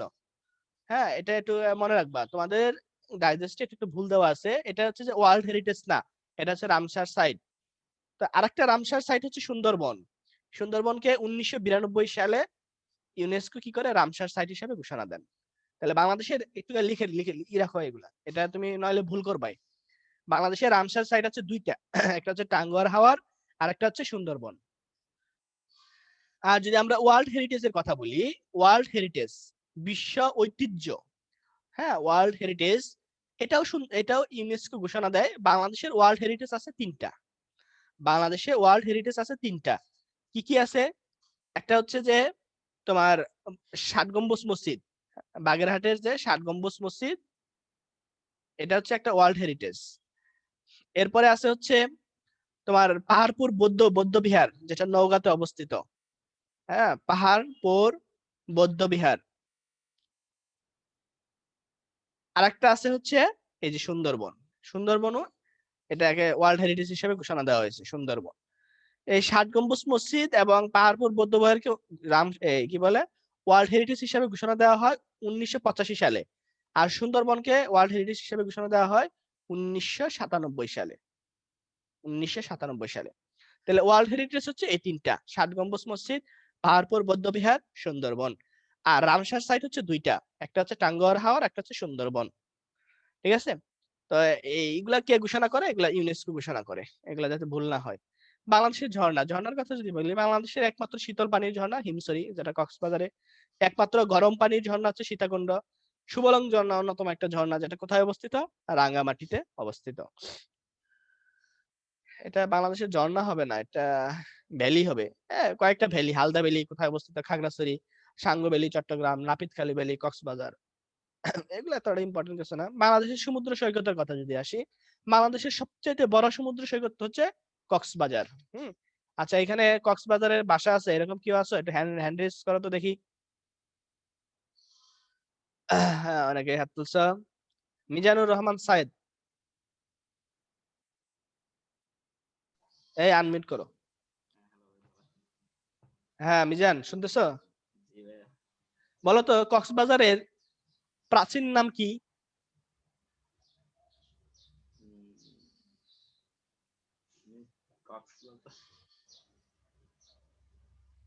ওরে, নিজের জেলার প্রাচীন নামটা তো মনে রাখতে হবে রে, পারলি না। দেখি আরেকজনের কাছে যায়। উজায়ের তাইমা।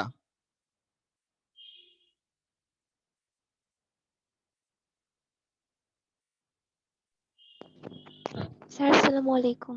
হ্যাঁ, ওয়ালাইকুম আসসালাম। বলো তো কক্সবাজারের প্রাচীন নাম কি? স্যার জানি না এটা। এই তোদের কক্সবাজার সম্পর্কে কি মানে নিজেরাই যদি না জানোস তাহলে কি অন্যরা জানবে? হ্যাঁ, আমি চিন্তা করছি যে তাদের থেকে আমি কক্সবাজারে কিছু ইনফরমেশন গ্যাদার করব, সেগুলো অন্যদেরকে বলবো। ঠিক আছে? তারাই বলতে পারতেছিস না নিজেদের জেলা সম্পর্কে। দেখ, বলে দিচ্ছি। হ্যাঁ, কক্সবাজারের প্রাচীন নাম হচ্ছে ফালকিং। হ্যাঁ, এটার প্রাচীন নাম হচ্ছে কি? ফালকিং। এবং বিশ্বের সবচেয়ে বড় সমুদ্র সৈকত, যার দৈর্ঘ্য হচ্ছে কত? ১২০ কিলোমিটার। মনে রাখবা। আর বাংলাদেশে আরেকটা সমুদ্র সৈকত আছে পটুয়াখালীতে, যার দৈর্ঘ্য হচ্ছে 18 কিলোমিটার। হ্যাঁ, যেটাকে কি বলা হয়?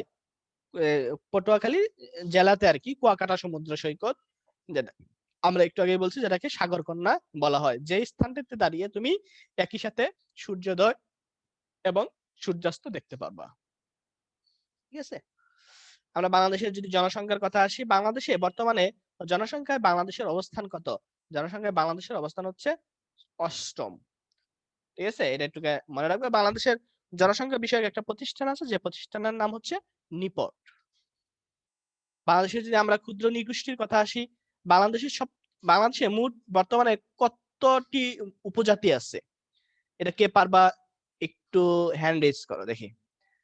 হ্যাঁ, এটা যে পারবা তার জন্য, হ্যাঁ বলো দেখি। বর্তমানে 50টি। 50টি, ভেরি গুড। হ্যাঁ, তোমাদের বইয়ে কত দেওয়া আছে জানি না, সম্ভবত 48 না কত দেওয়া আছে। ঠিক আছে, এটা কিন্তু 50টি হবে। বাংলাদেশে এখন সরকারি 2019 সালে একটা গেজেট প্রকাশ করে সরকার, যেখানে বলা হয় বাংলাদেশের এখন মোট উপজাতি হচ্ছে 50টি। যার মধ্যে সবচেয়ে বড় উপজাতি হচ্ছে, এই কার সাউন্ড যেন মিউট করা আছে, আনমিউট করা আছে, মিউট করে ফেলো।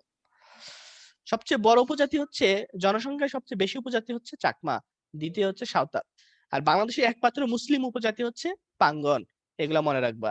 এই যে গারো এবং হাজং, এদের আদি নিবাস কোথায়? এদের আদি নিবাস হচ্ছে ওই ময়মনসিংহ, নেত্রকোনা, কিশোরগঞ্জ। ঠিক আছে, কাদের আদি নিবাস কোথায় বা কারা কোথায় বসবাস করে এগুলো একটু মনে রাখবা।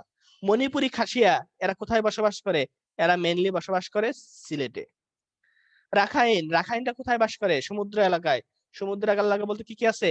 কক্সবাজার আছে, হ্যাঁ, তারপরে পটুয়াখালী আছে, বরগুনা আছে, এগুলাতে হচ্ছে রাখাইনরা বসবাস করে। কক্সবাজার, পটুয়াখালী, আর কি বললাম, বরগুনা। আমি যদি উপজাতিদের উৎসবের কথা বলি, হ্যাঁ, এরকম একটা উৎসব হচ্ছে বৈশাখী উৎসব। ঠিক আছে, উপজাতিদের বর্ষবরণ উৎসবকে বলা হয় বৈশাখী উৎসব।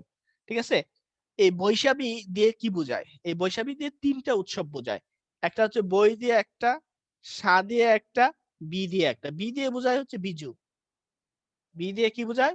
বিজু উৎসব। সা দিয়ে হচ্ছে সাংরাই, আর বই দিয়ে হচ্ছে বৈশুখ। হ্যাঁ, বৈশুখ হচ্ছে তোমাদের যারা ত্রিপুরা আছে, হ্যাঁ, তাদের বর্ষবরণ অনুষ্ঠান। সাংরাই হচ্ছে তোমার মারমাদের অনুষ্ঠান, আর বিজু হচ্ছে চাকমাদের বর্ষবরণ অনুষ্ঠান। এই তিনটা অনুষ্ঠানকে একত্রে কি বলা হয়? বৈশাখী। তাহলে উপজাতিদের বর্ষবরণ অনুষ্ঠানকে আমরা বলি বৈশাখী। ওয়াঙ্গালা, এটা হচ্ছে যে গারোদের একটা ধর্মীয় অনুষ্ঠান, এটা মনে রাখবা। বৈশাখী পূর্ণিমা, জলকেলি, এগুলা কাদের অনুষ্ঠান? এগুলা হচ্ছে রাখাইনদের অনুষ্ঠান। আমরা পার্বত্য চট্টগ্রাম শান্তি চুক্তির কথা যদি আমরা বলি, সেটা হচ্ছে যে আগে যেটা ছিল যে পার্বত্য চট্টগ্রামে খুব বেশি একটা অরাজকতা বিরাজ করতো। তোমার ওইখানে বাঙালি এবং পাহাড়িদের মধ্যে সবসময় একটা দ্বন্দ্ব লেগেই থাকতো। তো সেই দ্বন্দ্বটা নিরসন করার জন্য 1997 সালে 2 ডিসেম্বর বাংলাদেশ সরকারের সাথে পার্বত্য চট্টগ্রামের যে শান্তুল আর্মা আছে তা ওনাদের সাথে একটা চুক্তি হয়, যেটাকে আমরা বলতেছি পার্বত্য চট্টগ্রাম শান্তি চুক্তি। খুবই ইম্পর্টেন্ট। এটা কত সালে হয়? 1997 সালের 2 ডিসেম্বর। এই চুক্তির পর থেকেই পার্বত্য চট্টগ্রামে কিছুটা হলেও শান্তি বিরাজ করছে। তাহলে এই জিনিসটা তোমরা মনে রাখবা। তো এই ছিল আমাদের মোটামুটি আজকের লেকচার। তো